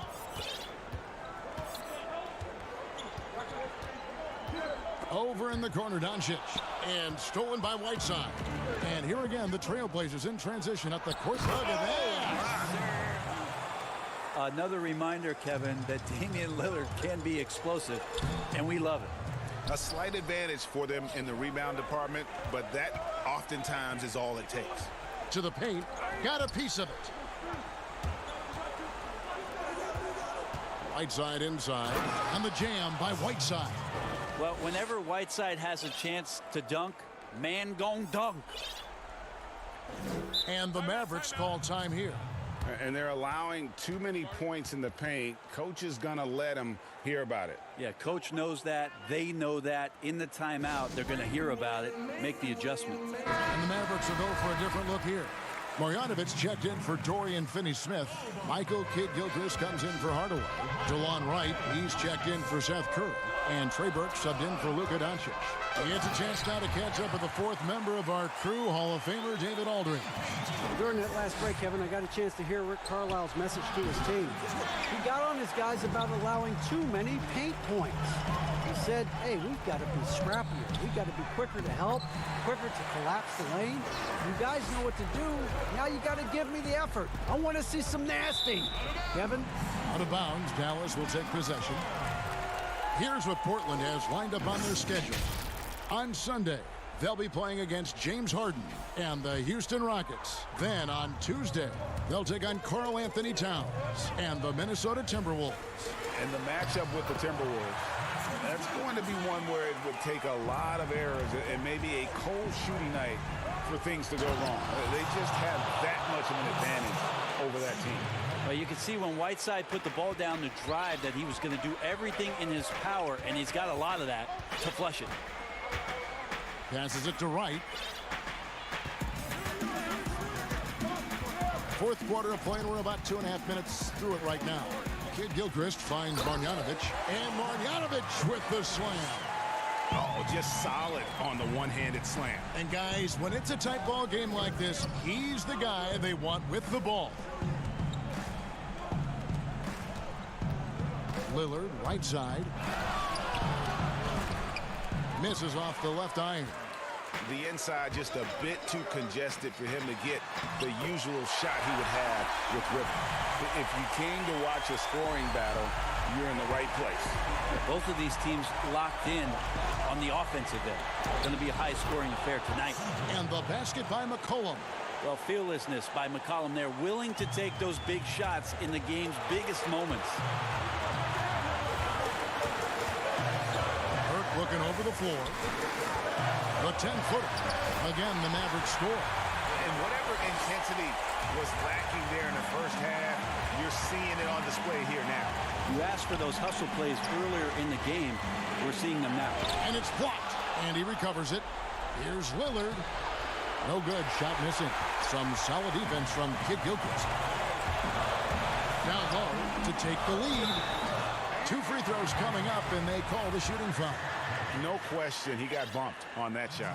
First free throw is good, and that gives them the lead. And the Mavericks will go for a different look here. Porzingis is checked in for Marjanovic. Tim Hardaway Jr. comes in for Michael Kidd-Gilchrist. Curry's checked in for Wright, and Luka Doncic subbed in for Burke. And the Trailblazers making a change here as well. Nurkic is checked in to the middle, and finished off by Nurkic. Clutch bucket by Nurkic on that possession. They needed that one. Doncic outside. 6 on the shot clock. It's Hardaway with the drive. Wow! That's a huge confidence boost right there for Kristaps Porzingis. He's proving he's got what it takes in those moments. That is world class. Love seeing that there. A huge possession, and he nets it. Doncic against Lillard. Kleba, the pass to Doncic. It falls! How about the poise from Doncic right there? He ups the ante when it's a critical possession here in the game. Hardaway passes to Porzingis. And they had a foul. And here we go. A coach's challenge has been initiated. We'll have to now review the personal foul in question. And this is the time now where the officials can review in closer detail what constituted the original personal foul. Getting a different angle can sometimes make it a lot easier to determine. Greg, indeed, and the one thing with replay review is that when you see the slow motion replay, you really get a new appreciation for just the immense speed at which these players are moving and how fast the action really is and how hard it can be sometimes, you know, Greg, to make the right call. And the announcement on the review is that the foul was called in error. So they have determined, Greg, to overrule the original call. And guys, this is what it's all about, getting the call right. And I think in this case, the video review showed that while it was a tough call to make on the floor, they got it right with the review. It's in! Melo with another moment. 6 seconds left in the fourth quarter. The pass to Porzingis and stolen by Whiteside. And so the big win by Portland in a tight game. They break the hearts of every fan in the building with a dramatic late victory. And Kevin, this is the kind of win you have to take a ton of pride in. I mean, they battled with everything they had and came